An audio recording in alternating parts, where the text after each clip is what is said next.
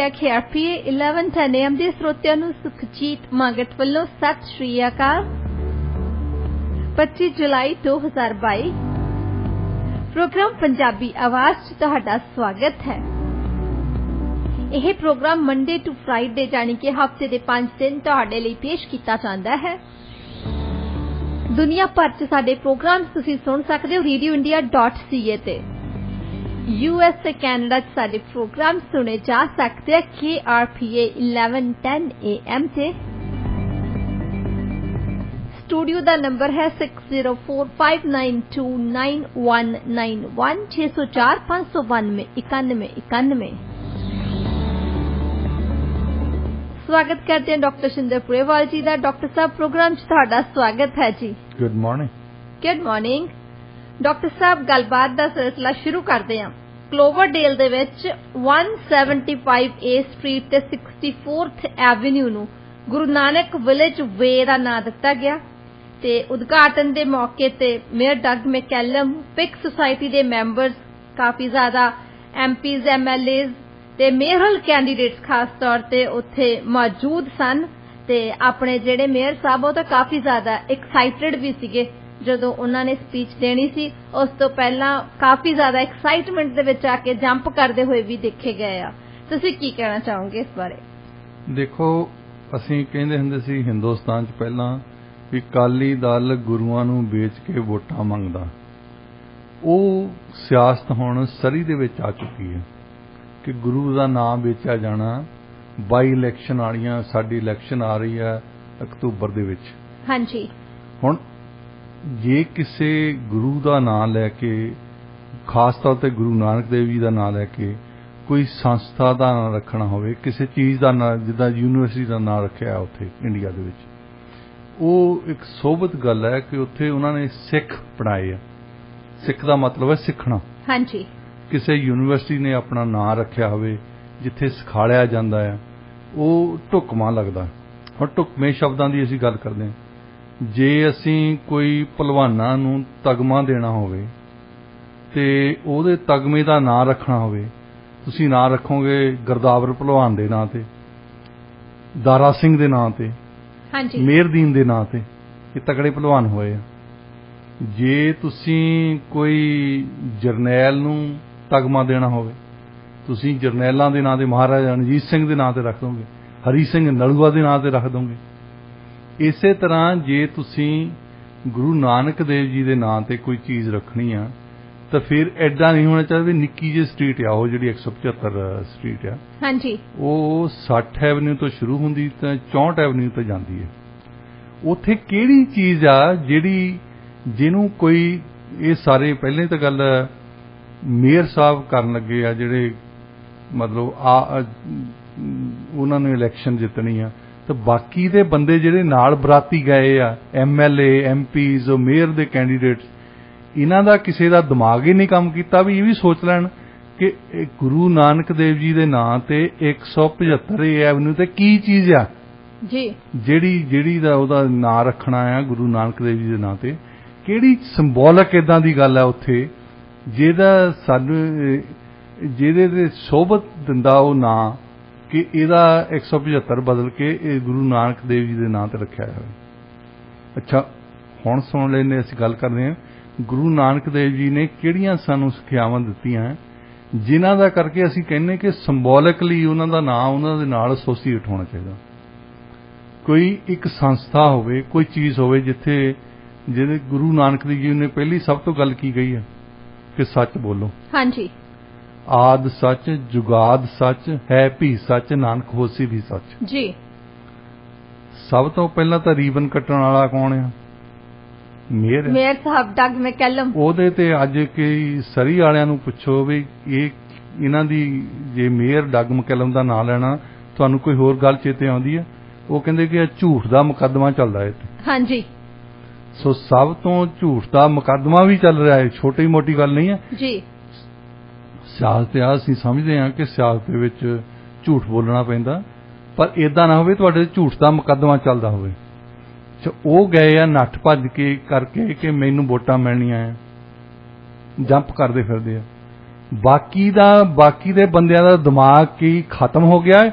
ਇਹਨਾਂ ਤੇ ਆਸ ਰਾ ਕੇ ਬੈਠੇ ਆ ਕਿ ਇਹ ਐਮਐਲਏ ਬਣ ਕੇ ਕੁਝ ਕਰਨਗੇ, ਐਮਪੀ ਬਣ ਕੇ ਕੁਝ ਕਰਨਗੇ, ਜਿਹੜੇ ਇੰਨਾ ਸੋਚਣ ਯੋਗੇ ਨਹੀਂ ਕਿ ਅਸੀਂ ਗੁਰੂ ਨਾਨਕ ਦੇਵ ਜੀ ਦਾ ਨਾਮ ਵੇਚਣ ਲੱਗੇ ਆ ਇੱਕ ਨਿੱਕੀ ਜਿਹੀ ਸਟਰੀਟ ਤੇ। ਉਹਦਾ ਸਿੰਬਲ ਕੀ ਹੈ?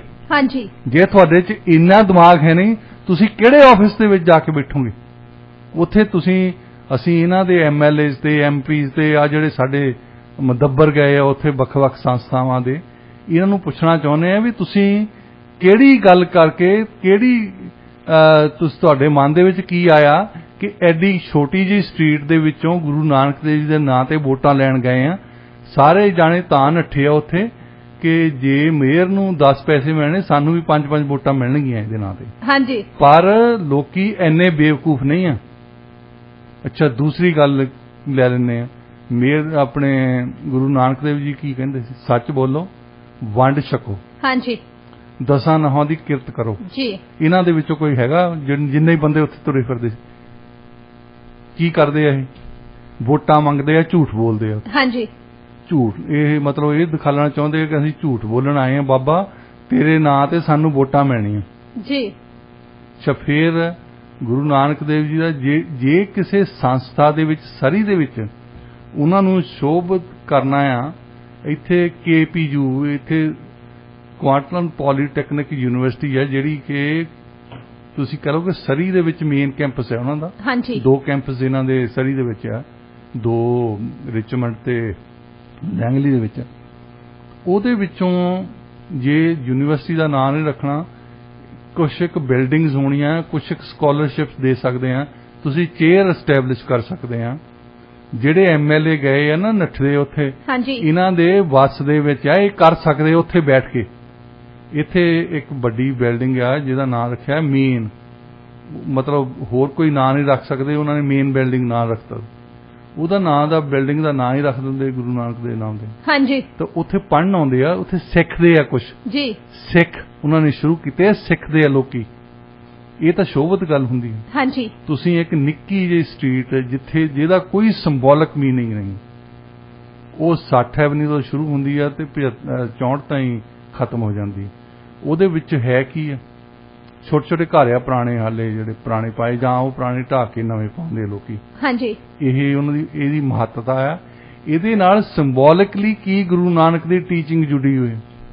ਮੈਂ ਇੱਕ ਵਾਰੀ ਹਰਿਆਣੇ ਗਿਆ, ਉੱਥੇ ਕਿਸੇ ਦੋਸਤ ਦੇ ਘਰ ਬੈਠਾ ਸੀ, ਮੈਂ ਠਹਿਰਿਆ। ਉਹ ਕਹਿੰਦਾ ਚੱਲ ਮਾਰਕੀਟ ਚੱਲ ਕੇ ਗੇੜਾ ਮਾਰਦੇ ਆ। ਮਾਰਕੀਟ ਜਾ ਗਏ, ਚਲੋ ਖਾਣਾ ਪੀਣਾ ਕਰਨਾ ਹੁੰਦਾ ਉੱਥੇ। ਤੇ ਇੱਕ ਮਾਰਕੀਟ ਦੇ ਵਿੱਚ ਬੋਰਡ ਲੱਗਾ ਹੈ ਵੱਡਾ ਸਾਰਾ, ਜਿੱਦਾਂ ਲਾਏ ਹੁੰਦੇ ਉੱਥੇ ਦੁਕਾਨਾਂ ਦੇ। ਉਹ ਲਿਖਿਆ ਗੁਰੂ ਨਾਨਕ ਸਟੋਰ, ਤਾਂ ਥੱਲੇ ਲਿਖਿਆ ਇੱਥੇ ਕੀੜੇ ਮਾਰ ਦਵਾਈਆਂ ਵਿਕਦੀਆਂ, ਪੰਜਾਬੀ ਦੇ ਵਿੱਚ ਲਿਖਿਆ। ਮੈਂ ਹੈਰਾਨ। ਮੈਂ ਬੰਦੇ ਨੂੰ ਪੁੱਛਿਆ, ਮੈਂ ਕਿਹਾ ਇਹਨੂੰ ਕੋਈ ਦੇਖਦਾ ਨਹੀਂ, ਕਿਸੇ ਨੂੰ ਆਬਜੈਕਸ਼ਨ ਨਹੀਂ ਹੈ, ਇਸ ਬੰਦੇ ਨੂੰ ਪੁੱਛਿਆ ਜਾਵੇ ਵੀ ਦੱਸ ਗੁਰੂ ਨਾਨਕ ਦਾ ਸਿੰਬੋਲਿਕਲੀ ਕੀ ਸੰਬੰਧ ਹੈ ਕੀੜੇ ਮਾਰ ਦਵਾਈਆਂ ਦੇ ਨਾਲ। ਹਾਂਜੀ, ਉਹ ਕਹਿੰਦਾ ਇਹਦੇ ਕੋਲ, ਉਹ GT ਰੋਡ ਦੇ ਉੱਤੇ ਹੈ ਨਾ ਜਿਹੜਾ ਮੇਨ ਸਿਟੀ ਦੀ ਮੈਂ ਗੱਲ ਕਰਦਾ ਜੀ। ਕਹਿੰਦਾ ਇਹਦੇ ਕੋਲ ਅਕਾਲੀ ਦਲ ਦੇ ਬੰਦੇ ਵੀ ਆਉਂਦੇ ਆ, SGP ਦੇ ਬੰਦੇ ਆਉਂਦੇ ਆ, ਬੰਦਾ ਕਨੈਕਟਡ ਆ। ਮਤਲਬ ਕੋਈ ਸਿੰਬੋਲਿਕ ਦੀ ਤੁਸੀਂ ਦੇਖੋ ਵੀ ਕਿਹੜੀ ਚੀਜ਼ ਦਾ ਨਾਂ ਤੇ ਕੱਲ ਨੂੰ ਕੋਈ ਕਹੇ ਮੈਂ ਗੁਰੂ ਨਾਨਕ ਬੱਕਰਾ ਸ਼ਾਪ ਰੱਖਣੀ, ਮਤਲਬ ਇਹ ਸਿੰਬਲ ਦੇ ਤੌਰ ਤੇ, ਅਕਸ ਦੇ ਤੌਰ ਤੇ ਤੁਸੀਂ ਕੀ ਕਹਿਣਾ ਚਾਹੁੰਦੇ ਆ? ਗੁਰੂ ਨਾਨਕ ਕੱਪੜਾ ਹਾਊਸ, ਹਾਂਜੀ, ਗੁਰੂ ਨਾਨਕ ਦੇ ਨਾਂ ਤੇ ਕੱਪੜੇ ਵੇਚਣੇ। ਜੇ ਉਹਦੇ ਵਿੱਚੋਂ ਹੇਰਾ ਫੇਰੀ ਕਰਦੇ ਆ ਤਾਂ ਉਹਦੇ ਨਾਲ ਫਿਰ ਗੁਰੂ ਨਾਨਕ ਦਾ ਨਾਂ ਵੀ ਲੈਂਦਾ ਲੋਕ। ਕਹਿਣਾ ਮੈਂ ਕਿੱਥੋਂ ਲਿਆ ਸੀ ਸੂਟ? ਮੈਂ ਗੁਰੂ ਨਾਨਕ ਵਾਲਿਆਂ ਨੂੰ ਲੈ ਕੇ ਆਈ ਸੀ ਜੀ, ਉਹਨਾਂ ਨੇ ਮੇਰੇ ਨਾਲ ਹੇਰਾ ਫੇਰੀ ਕਰ ਲਈ। ਗੁਰੂ ਨਾਨਕ ਨੇ ਹੇਰਾ ਫੇਰੀ ਕਰਨੀ ਸਿਖਾਈ ਤੁਹਾਨੂੰ? ਤੁਸੀਂ ਮਾੜੀ ਜੀ ਇੱਜ਼ਤ ਤਾਂ ਕਰਨੀ ਸਿੱਖੋ। ਤੁਸੀਂ ਬਿਜ਼ਨਸ ਦੇ ਨਾਂ ਤੇ ਗੁਰੂ ਨਾਨਕ ਦਾ ਨਾਮ ਵਰਤਦੇ ਆ।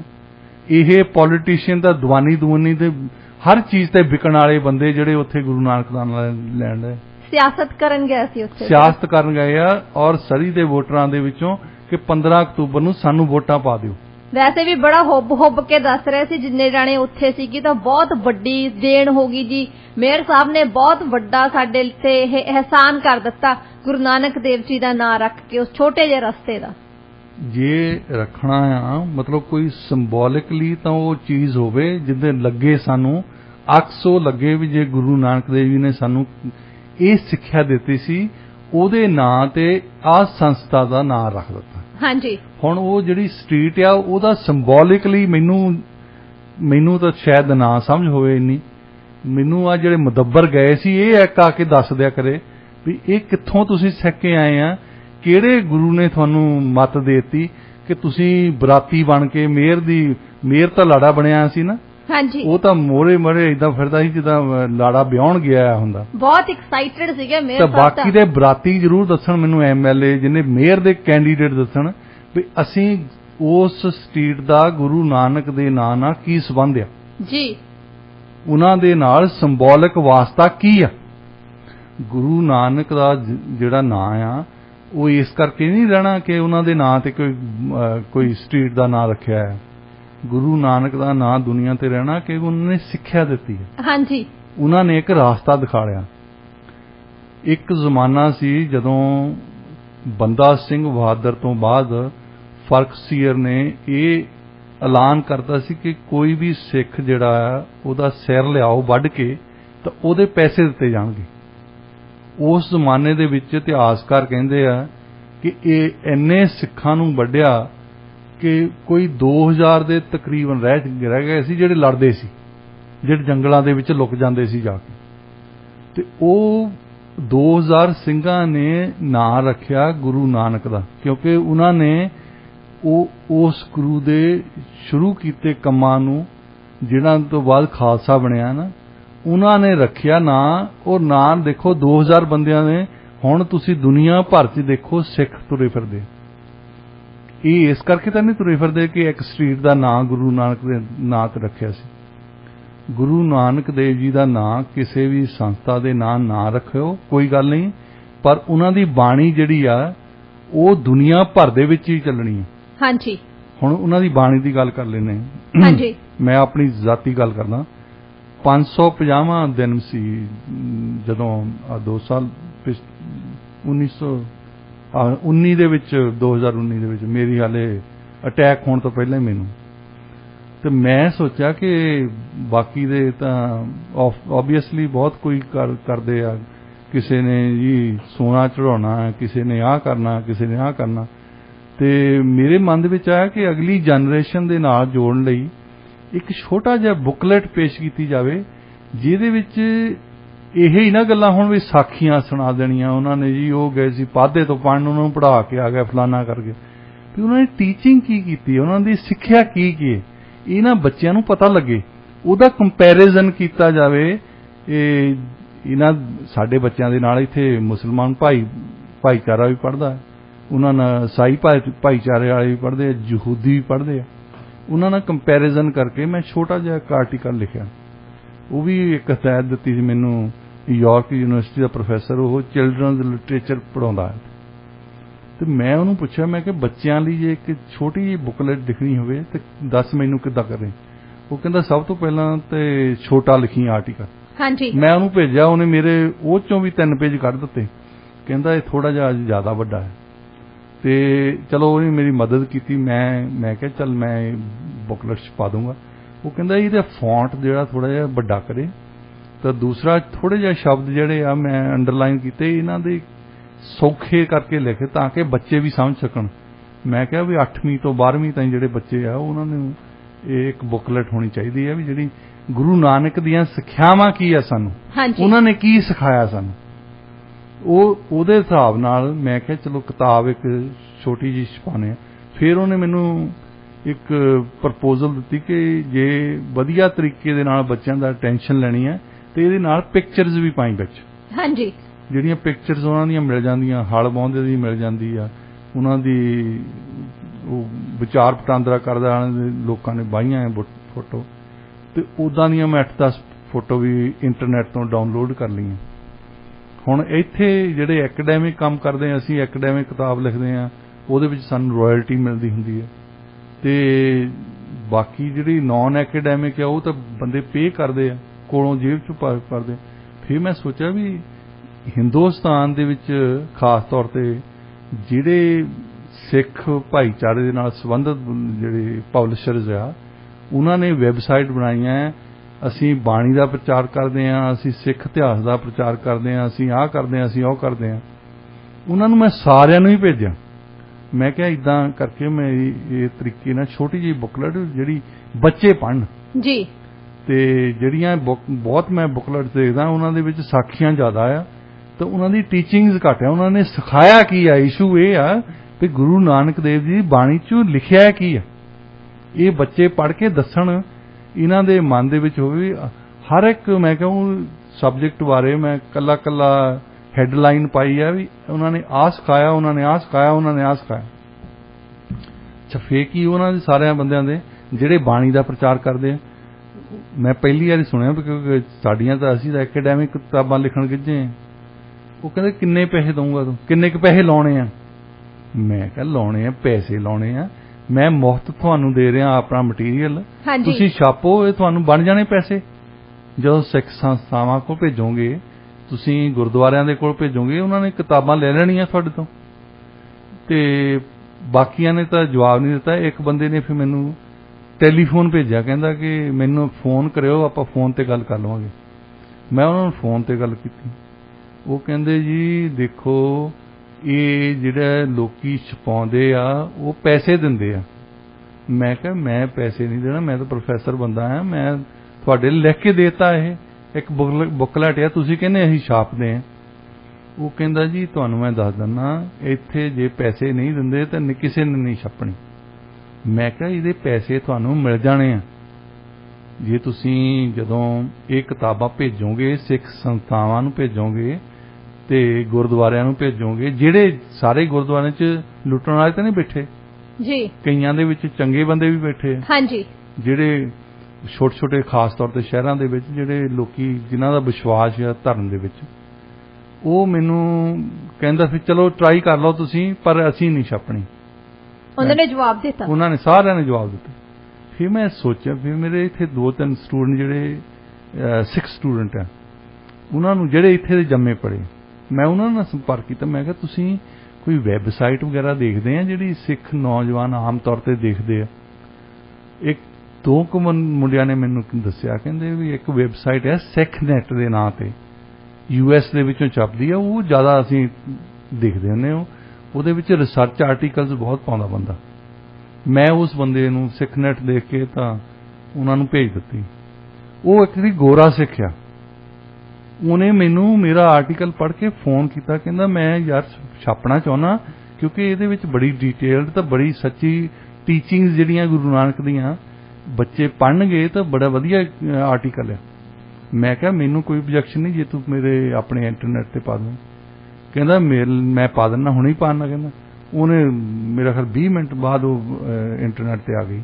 ਉਹ ਅਜੇ ਵੀ ਸਿੱਖ ਨੈਟ ਤੇ ਪਾਈ। ਮੈਂ ਕਿਹਾ ਚਲੋ ਜੇ ਬੁਕਲੈਟ ਨਹੀਂ ਛਪੀ ਤਾਂ ਕਮ ਸੇ ਕਮ ਇੰਟਰਨੈਟ ਤੇ ਪਾਣਾ, ਪਰ ਇੰਨੀ ਕੁ ਮਦਦ ਕਰਨ ਵਾਲੇ ਆ। ਹਾਂ, ਜੇ ਕਿਸੇ ਗੁਰੂ ਨਾਨਕ ਦੇ, ਮੈਂ ਕਿਸੇ ਸਕਾਲਰ ਨਾਲ ਗੱਲ ਕੀਤੀ, ਮੈਂ ਕਿਹਾ ਆਹ ਹੋਈ ਮੇਰੇ ਨਾਲ ਵੀ 550ਵਾਂ ਅਸੀਂ ਦਿਨ ਮਨਾ ਰਹੇ ਹਾਂ ਤੇ 550ਵੇਂ ਦਿਨ ਤੇ ਇਸ਼ੂ ਕੀ ਆ ਗੁਰੂ ਨਾਨਕ ਦੀ, ਕਿ ਉਹਨਾਂ ਨੇ ਸਾਨੂੰ ਸਿਖਾਇਆ ਕੀ ਆ? ਉਹਨਾਂ ਨੇ ਸਾਡਾ ਨਾਂ ਰੱਖਿਆ ਸਿੱਖ। ਵੀ ਸਿੱਖਣ ਦੀ ਗੱਲ, ਬੱਚਿਆਂ ਨੂੰ ਸਿਖਾਉਣ ਦੀ ਗੱਲ ਹੈ। ਤੇ ਆਹ ਜਿਹੜੀ ਬਰਾਤ ਤੁਰੀ ਫਿਰਦੀ 175 ਦੇ ਨਾਂ ਤੇ ਰੱਖਣ ਨੂੰ, ਇਹਨਾਂ ਨੂੰ ਇਹ ਪੁੱਛੋ ਵੀ ਤੁਸੀਂ ਕੀ ਕਰਕੇ ਆਏ? ਤੁਸੀਂ ਗੁਰੂ ਨਾਨਕ ਤੋਂ ਕੀ ਸਿੱਖਿਆ? ਤੁਸੀਂ ਗੁਰੂ ਨਾਨਕ ਤੋਂ ਇਹ ਸਿੱਖਿਆ ਵੀ ਅਸੀਂ ਵੋਟਾਂ ਲੈਣੀਆਂ, ਝੂਠ ਬੋਲਣ ਵਾਲੇ ਆ, ਅਸੀਂ ਫਰਾਡੀਏ ਆ? ਕਿਹੜੀ ਗੱਲ ਤੇ ਤੁਸੀਂ ਉਹ ਛੋਟੀ ਜਿਹੀ ਸਟਰੀਟ ਦਾ ਨਾਂ ਰੱਖਣ ਲੱਗੇ? ਕੀ ਇਹਦਾ ਉਦਘਾਟਨ ਵੀ ਤਾਂ ਝੂਠ ਬੋਲਣ ਵਾਲੇ ਬੰਦੇ ਤੋਂ ਕਰਵਾਇਆ, ਉੱਥੋਂ ਹੀ ਤੁਸੀਂ ਹਿਸਾਬ ਲਾ ਲਓ ਡਾਕਟਰ ਸਾਹਿਬ। ਔਰ ਉਹਦਾ ਮੁਕੱਦਮਾ ਵੀ ਚੱਲਦਾ ਅਜੇ ਤਾਈਂ। ਹਾਂਜੀ, ਇਸ ਸਮੇਂ ਤੁਸੀਂ ਸੁਣ ਰਹੇ ਹੋ radio India KRPA 1110 AM। Doctor ਸਾਹਿਬ, ਰੁਕ ਕਰਦੇ ਹਾਂ ਜੀ ਅਗਲੀ ਖਬਰ ਵੱਲ। ਗੱਲ ਕਰਦੇ ਹਾਂ ਆਪਣੇ ਸ਼ਹਿਰ ਦੀ ਹੋਈ ਸਿਵਿਕ ਇਲੈਕਸ਼ਨ ਦੀ ਗੱਲ ਕਰਦੇ ਹਾਂ। ਸਿਵਿਕ ਇਲੈਕਸ਼ਨ ਲੜਨ ਜਾ ਰਹੇ ਕੈਂਡੀਡੇਟਸ ਬਾਰੇ ਗੱਲ ਕਰਦੇ ਹਾਂ। 3 ਕੈਂਡੀਡੇਟਸ ਤਾਂ ਅਜਿਹੇ ਨੇ ਜਿਹੜੇ ਸਰੀ ਤੋਂ ਬਾਹਰ ਰਹਿੰਦੇ ਨੇ। ਤੁਸੀਂ ਕੀ ਕਹਿਣਾ ਚਾਹੋਗੇ ਡਾਕਟਰ ਸਾਹਿਬ? ਉਹ ਸਰੀ ਦੀ ਇਲੈਕਸ਼ਨ ਦੇ ਵਿੱਚ ਹਿੱਸਾ ਲੈ ਰਹੇ ਹੈਗੇ ਆ ਸਿਵਿਕ ਇਲੈਕਸ਼ਨ ਦੇ ਵਿੱਚ, ਬਟ ਉਹ ਸਰੀ ਦੇ ਵਿੱਚ ਰਹਿੰਦੇ ਨਹੀਂ ਹੈਗੇ। ਦੇਖੋ, ਇਹਨਾਂ ਤਿੰਨਾਂ ਦੀ ਇਸ਼ੂ ਹੈਗੀ ਆ, ਸਭ ਤੋਂ ਵੱਡੀ ਇਸ਼ੂ ਬਣੀ ਆ ਜਿਹੜੇ ਵਾਈਟ ਰੌਕ ਦੇ ਮੇਅਰ ਗੋਲਡੀ ਹੌਗ। ਹਾਂਜੀ, ਉਹਨਾਂ ਨੇ ਇੱਕ ਇਸ਼ੂ ਤਾਂ ਤੁਸੀਂ ਦੇਖਿਆ ਹੋਣਾ, ਉਹਦੀ ਪਾਈ ਆ ਟੀ-ਸ਼ਰਟ ਜੀ, ਉਹ ਤੇ ਲਿਖਿਆ ਆ ਕਿ ਵਾਈਟ ਰੌਕ ਰਹਿਣ ਦਾ ਫਾਇਦਾ ਇਹ ਆ ਕਿ ਤੁਹਾਨੂੰ ਇਹ ਨਹੀਂ ਕਹਿਣਾ ਪੈਂਦਾ ਮੈਂ ਸਰੀ ਰਹਿਣਾ। ਹਾਂਜੀ, ਮਤਲਬ ਇਹ ਸਾਡੀ ਬੇਇੱਜ਼ਤੀ ਵਾਲੀ ਗੱਲ ਹੈ। ਬਹੁਤ ਬਹੁਤ ਮਤਲਬ ਸੋਸ਼ਲ ਮੀਡੀਆ ਤੇ ਵੀ ਜਾ ਕੇ ਦੇਖੋ, ਹਮੇਸ਼ਾ ਹੀ ਸਰੀ ਦੇ ਖਿਲਾਫ ਜਿਹੜੇ ਸਰੀ ਤੇ ਡੈਲਟਾ ਦੇ ਨਾਲ ਨਾਲ ਇੱਕ ਬਲਾਕ ਵੀ ਰਹਿੰਦੇ, ਉਹ ਆਪਣੇ ਆਪ ਨੂੰ ਕਹਿਣਗੇ ਅਸੀਂ ਡੈਲਟਾ 'ਚ ਰਹਿੰਦੇ। ਹਾਂਜੀ, ਐਜ਼ ਇਫ ਕਿ ਸਰੀ ਦੇ ਵਿੱਚ ਰਹਿਣਾ ਕੋਈ ਗੁਨਾਹ ਹੁੰਦਾ, ਬੇਇੱਜ਼ਤੀ ਸਮਝਦੇ ਜਿੱਦਾਂ ਆਪਣੀ। ਬੇਇੱਜ਼ਤੀ ਸਮਝਦੇ ਨਾ। ਹਾਂਜੀ, ਤੇ ਜਿਹੜਾ ਮੇਅਰ ਲਈ ਖੜਾ ਹੋਣਾ ਉਹ ਟੀ-ਸ਼ਰਟ ਪਾ ਕੇ ਖੜਾ, ਇਹ ਸਾਰੇ ਸੋਸ਼ਲ ਮੀਡੀਆ ਤੇ ਫੋਟੋ ਲਾਈ ਸੀ। ਇਹ ਫੋਟੋ ਡਾਕਟਰ ਸਾਹਿਬ ਕਾਫੀ ਜ਼ਿਆਦਾ ਵਾਇਰਲ ਹੋਈ ਆ, ਬਹੁਤ ਜ਼ਿਆਦਾ ਹਰ ਇੱਕ ਜਗ੍ਹਾ ਤੇ ਲੋਕਾਂ ਨੇ ਇਹਨੂੰ ਰੀਟਵੀਟ ਕੀਤਾ ਬਾਰ-ਬਾਰ। ਜਦੋਂ ਇਹਨਾਂ ਨੇ ਅਨਾਉਂਸਮੈਂਟ ਕੀਤੀ ਨਾ ਕਿ ਮੇਅਰਲ ਕੈਂਡੀਡੇਟ ਦੇ ਤੌਰ ਤੇ ਆਪਣੀ ਸਲੇਟ ਦਾ ਐਲਾਨ ਕੀਤਾ, ਉਸ ਤੋਂ ਬਾਅਦ ਉਹ ਪਿਕਚਰ ਕਾਫੀ ਵਾਇਰਲ ਹੋਈ ਆ ਜਿਹਦੇ ਤੇ ਇਹਨਾਂ ਨੇ ਲਿਖਿਆ ਹੋਇਆ ਸੀ। ਇਹਦਾ ਮਤਲਬ ਜੇ 5 ਸੀਟਾਂ ਹੈ ਨਾ, ਤੁਸੀਂ ਅੱਜ ਹੀ ਲਿਖ ਲਓ ਕਿ 5ਵੇਂ ਨੰਬਰ ਤੇ ਕਿਹਨੇ ਆਉਣਾ ਜੀ, ਉਹ ਚ ਗੋਲਡੀ ਹੋਣੇ ਆਉਣਾ। ਹਾਂਜੀ, ਜਿਹੜਾ ਬੰਦਾ ਸਰੀ ਨੂੰ ਇਦਾਂ ਸਮਝਦਾ ਕਿ ਮੈਨੂੰ ਇਹ ਨਹੀਂ ਕਹਿਣ ਦਾ ਲੋੜ ਮੈਂ ਸਰੀ ਰਹਿਣਾ ਆ, ਤੇ ਉਹ ਆ ਕੇ ਸਰੀ ਦਾ ਮੇਅਰ ਬਣਨਾ ਚਾਹਵੇ। ਦੂਜੇ ਵੀ ਸਾਰੇ ਇਸੇ ਤਰ੍ਹਾਂ ਕਰਦੇ ਆ ਕਿ ਰਹਿਣਾ ਕਿਤੇ ਹੋ ਰਿਹਾ, ਉਹ ਸੋਚਦੇ ਵੀ ਚਲੋ ਸਰੀ ਆ ਕੇ ਕਾਉਂਸਲਰ ਬਣ ਜਾਵਾਂਗੇ, ਅਸੀਂ ਬਣ ਜਾਵਾਂਗੇ। ਫਿਰ ਸਰੀ ਇਹਨਾਂ ਦੇ ਮੇਅਰ ਦੇ ਨਾਲ ਗੋਲਡੀ ਹਾਊ ਦੇ ਨਾਲ ਇੱਕ ਬਲਾਲ ਚੀਮਾ ਹੈ। ਹਾਂਜੀ, ਹੁਣ ਮੈਨੂੰ ਨਹੀਂ ਪਤਾ, ਉਹਦਾ ਪਹਿਲਾਂ ਪੱਤਰਕਾਰਾਂ ਨੂੰ ਪੁੱਛਣਾ ਚਾਹੀਦਾ। ਇਹ ਤਾਂ ਪੱਤਰਕਾਰ ਜਿਹੜੇ ਉੱਥੇ ਗਏ ਸੀ, ਪ੍ਰੈਸ ਕਾਨਫਰੰਸ ਸਾਨੂੰ ਤਾਂ ਕੋਈ ਸਾਦਾ ਨਹੀਂ ਉੱਥੇ। ਹਾਂਜੀ, ਉਹ ਪਾਕਿਸਤਾਨ ਜੰਮਿਆ ਪੜਿਆ ਆ। ਵੈਸੇ ਪਾਕਿਸਤਾਨ ਵਾਲੇ ਡਿਊਲ ਸਿਟੀਜ਼ਨਸ਼ਿਪ ਦਿੰਦੇ ਆ, ਕੀ ਉਹਦੇ ਕੋਲ ਡਿਊਲ ਸਿਟੀਜ਼ਨਸ਼ਿਪ ਹੈ ਜਾਂ ਨਹੀਂ, ਇਹ ਇਸ਼ੂ ਹੈ, ਇੱਕ ਪੁੱਛਣ ਵਾਲੀ ਗੱਲ ਆ। ਜੇ ਹੈ ਤਾਂ ਫਿਰ ਲਾਇਲਟੀ ਕਿਹਨੂੰ, ਕੈਨੇਡਾ ਨੂੰ ਆ ਕਿ ਪਾਕਿਸਤਾਨ ਨੂੰ? ਜੀ, ਸਾਡੇ ਇੱਥੇ ਪਹਿਲਾਂ ਵੀ ਹੋਰ ਇਲੈਕਸ਼ਨ ਦੇ ਵਿੱਚ ਵੀ ਇਹ ਇਸ਼ੂ ਬਣੀ ਸੀ। ਜਿਹੜੇ ਖਾਸ ਤੌਰ ਤੇ ਲੀਡਰਾਂ ਦੇ ਕੋਲ ਇੱਕ ਹੋਰ ਸਿਟੀਜ਼ਨਸ਼ਿਪ ਸੀ, ਉਹਨਾਂ ਨੂੰ ਪੁੱਛਦੇ ਸੀ ਇਹੀ ਪੱਤਰਕਾਰ ਵੀ ਤੁਹਾਡੇ ਤੋਂ ਲਾਇਲਟੀ ਉਸ ਦੇਸ਼ ਦੀ ਹੈ ਜਾਂ ਇਸ ਦੇਸ਼ ਦੀ ਹੈ। ਐਂਡਰੂ ਸ਼ੀਅਰ ਦੇ ਬਾਅਦ ਦੇ ਵਿੱਚ ਪਤਾ ਲੱਗਾ ਕਿ ਉਹ ਅਮਰੀਕਾ ਦੇ ਵੀ ਸਿਟੀਜ਼ਨ ਹੈ ਤੇ ਕੈਨੇਡਾ ਦੇ ਵੀ ਹੈ। ਉਹਨਾਂ ਨੂੰ ਸਵਾਲ ਕੀਤਾ ਗਿਆ ਫਿਰ ਤੁਸੀਂ ਜੇ ਅਮਰੀਕਾ ਦੇ ਕੈਨੇਡਾ ਦੇ ਪ੍ਰਾਈਮ ਮਿਨਿਸਟਰ ਬਣਨਾ ਚਾਹੁੰਦੇ ਆ ਤੇ ਰੱਖੀ ਤੁਸੀਂ ਅਮਰੀਕਨ ਸਿਟੀਜ਼ਨਸ਼ਿਪ ਹੈ। ਫਿਰ ਉਹਨਾਂ ਨੇ ਕਹਿਤਾ ਮੈਂ ਉਹ ਐਪਲੀਕੇਸ਼ਨ ਦਿੱਤੀ ਆ ਕਿ ਉਹਨੂੰ ਵਿਦਡਰਾ ਕਰ ਦੇਣਾ, ਮੈਂ ਛੱਡ ਦੇਣੀ ਆ।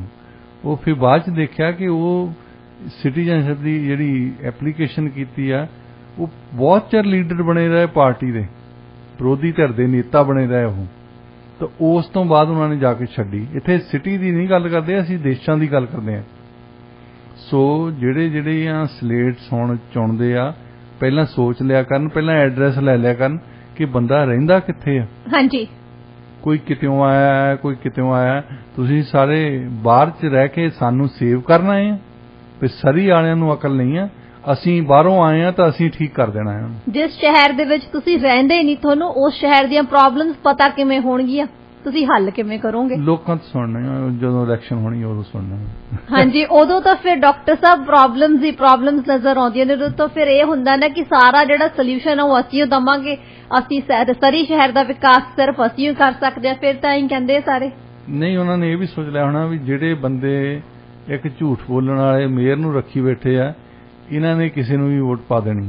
ਹਾਂਜੀ ਡਾਕਟਰ ਸਾਹਿਬ, ਵੈਸੇ ਯੂਨਾਈਟਿਡ ਸਰੀ ਕਾਉਂਸਲਰ ਕੈਂਡੀਡੇਟ ਹੈਗੇ ਜਿਹੜੇ ਬੈਕੀਜ਼ੂ, ਉਹ ਵੀ ਤਾਂ ਵਾਈਟ ਰੌਕ ਹੀ ਰਹਿੰਦੇ ਆ, ਉਹ ਵੀ ਸਰੀ 'ਚ ਨਹੀਂ ਰਹਿੰਦੇ। ਪਰ ਕਮ ਸੇ ਕਮ ਉਹਨਾਂ ਨੇ ਉਹ ਸ਼ਰਟ ਤਾਂ ਨਹੀਂ ਪਾਈ ਜਿਹਨਾਂ ਨੇ ਕਿਹਾ ਵਾਈਟ ਰੌਕ ਰਹਿਣ ਦਾ ਵੀ ਇਹ ਫਾਇਦਾ ਆ, ਵੀ ਇਹ ਨਹੀਂ ਕਹਿਣਾ ਪੈਂਦਾ ਮੈਂ ਸਰੀ ਤੋਂ ਆ। ਹਾਂਜੀ, ਇਹ ਗੋਲਡੀ ਹੌਗ ਦੇ ਉਹ ਟੀ-ਸ਼ਰਟ ਪਾਈ ਦੀ ਸਾਰੇ ਸਰੀ ਨੇ ਦੇਖੀ ਹੋਣੀ, ਜਿਹੜਾ ਸੋਸ਼ਲ ਮੀਡੀਆ ਪੜ੍ਹਦਾ ਹੈ। ਹਾਂਜੀ ਡਾਕਟਰ ਸਾਹਿਬ, ਉਹ ਤਾਂ ਸਭ ਨੇ ਹੀ ਦੇਖੀ ਹੈ, ਨਾਲੇ ਕਾਫੀ ਜ਼ਿਆਦਾ ਵਾਇਰਲ ਵੀ ਹੋਈ ਹੈ ਉਹਨਾਂ ਦੀ ਇਹ ਪਿਕਚਰ। ਇਸ ਸਮੇਂ ਤੁਸੀਂ ਸੁਣ ਰਹੇ ਪ੍ਰੋਗਰਾਮ ਪੰਜਾਬੀ ਆਵਾਜ਼। ਡਾਕਟਰ ਸਾਹਿਬ, ਰੁਕ ਕਰਦੇ ਹਾਂ ਜੀ ਅਗਲੀ ਖਬਰ ਵੱਲ, ਜਿਸ ਦਾ ਸੰਬੰਧ ਹੈਗਾ ਜੀ ਵਿਕਟੋਰੀਆ ਦੇ ਨਾਲ। ਸਿਟੀ ਆਫ ਵਿਕਟੋਰੀਆ ਵੱਲੋਂ ਇੱਕ ਸਰਵੇ ਕਰਵਾਇਆ ਗਿਆ ਤੇ ਉਸ ਸਰਵੇ ਦੇ ਵਿੱਚ ਸਾਹਮਣੇ ਆਇਆ ਕਿ 80% ਤੋਂ ਵੀ ਜ਼ਿਆਦਾ ਲੋਕਾਂ ਨੂੰ ਜਿਹੜੀ ਸਿਟੀ ਦੀ ਕਾਰਗੁਜ਼ਾਰੀ ਆ ਉਹ ਬਿਲਕੁਲ ਵੀ ਪਸੰਦ ਨਹੀਂ ਹੈਗੀ, ਉਹ ਅਸੰਤੁਸ਼ਟ ਨੇ ਸਿਟੀ ਦੀ ਕਾਰਗੁਜ਼ਾਰੀ ਤੋਂ। ਤੇ ਤੁਸੀਂ ਕੀ ਕਹਿਣਾ ਚਾਹੋਗੇ ਇਸ ਸਰਵੇ ਬਾਰੇ? ਕਰਵਾਇਆ ਵੀ ਇਹ ਸਿਟੀ ਵੱਲੋਂ ਆਪ ਹੀ ਗਿਆ ਸੀ। ਇਹਨਾਂ ਨੇ ਅਪ੍ਰੈਲ ਮਈ ਦੇ ਵਿੱਚ ਲੋਕਾਂ ਨੂੰ ਕਿਹਾ ਕਿ ਸਾਨੂੰ ਫੀਡਬੈਕ ਦਿਓ, ਜੋ ਵੀ ਅਸੀਂ ਕੰਮ ਕਰਦੇ ਹਾਂ। ਜੇ ਤੁਸੀਂ ਵਿਕਟੋਰੀਆ ਦੀ ਸਿਟੀ ਕੌਂਸਲ ਆ ਦੇਖਦੇ ਨਾ, ਜੇ ਅੱਜ ਕੱਲ ਦੇ ਜ਼ਮਾਨੇ ਦੇ ਵਿੱਚ ਜੇ ਕਿਸੇ ਨੇ ਠੀਕ ਸਟੇਟਮੈਂਟ ਦੇਣੀ ਹੋਵੇ, ਇਹਨਾਂ ਨੇ PR ਵਾਲੇ ਜ਼ਰੂਰ ਰੱਖੇ ਹੋਣੇ ਜਾਂ ਆਪ ਹੀ PR ਕਰਦੇ ਹੋਣੇ ਪਹਿਲਾਂ, ਔਰਤਾਂ ਦੇ ਹੱਕ 'ਚ, ਨੇਟਿਵ ਦੇ ਹੱਕ ਦੇ ਵਿੱਚ, ਮਤਲਬ ਹਰ ਇੱਕ ਚੀਜ਼ ਬਾਰੇ ਚੰਗੀ ਗੱਲ ਕਹਿਣੀ ਹੋਵੇ ਤਾਂ ਇਹਨਾਂ ਦੇ ਮੂੰਹ 'ਚ ਸੁਣ ਲਓ। ਤੇ ਬਾਕੀ ਫਿਰ ਇਹਨਾਂ ਦਾ ਕਰਨੀ ਦੇਖੋ, ਜਿਹੜੇ ਇਹ ਤਾਂ ਹੈਗੇ ਆ ਦੰਦ ਦਿਖਾਉਣ ਵਾਲੇ, ਕਹਿਣੀ ਤੇ ਕਰਨੀ 'ਚ ਫਰਕ ਬਹੁਤ ਆ। ਤੇ ਕਰਨ ਵਾਲੇ ਦੰਦ ਜਿਹੜੇ ਆ ਉਹ ਮਨਮਰਜ਼ੀਆਂ ਵਾਲੇ ਆ।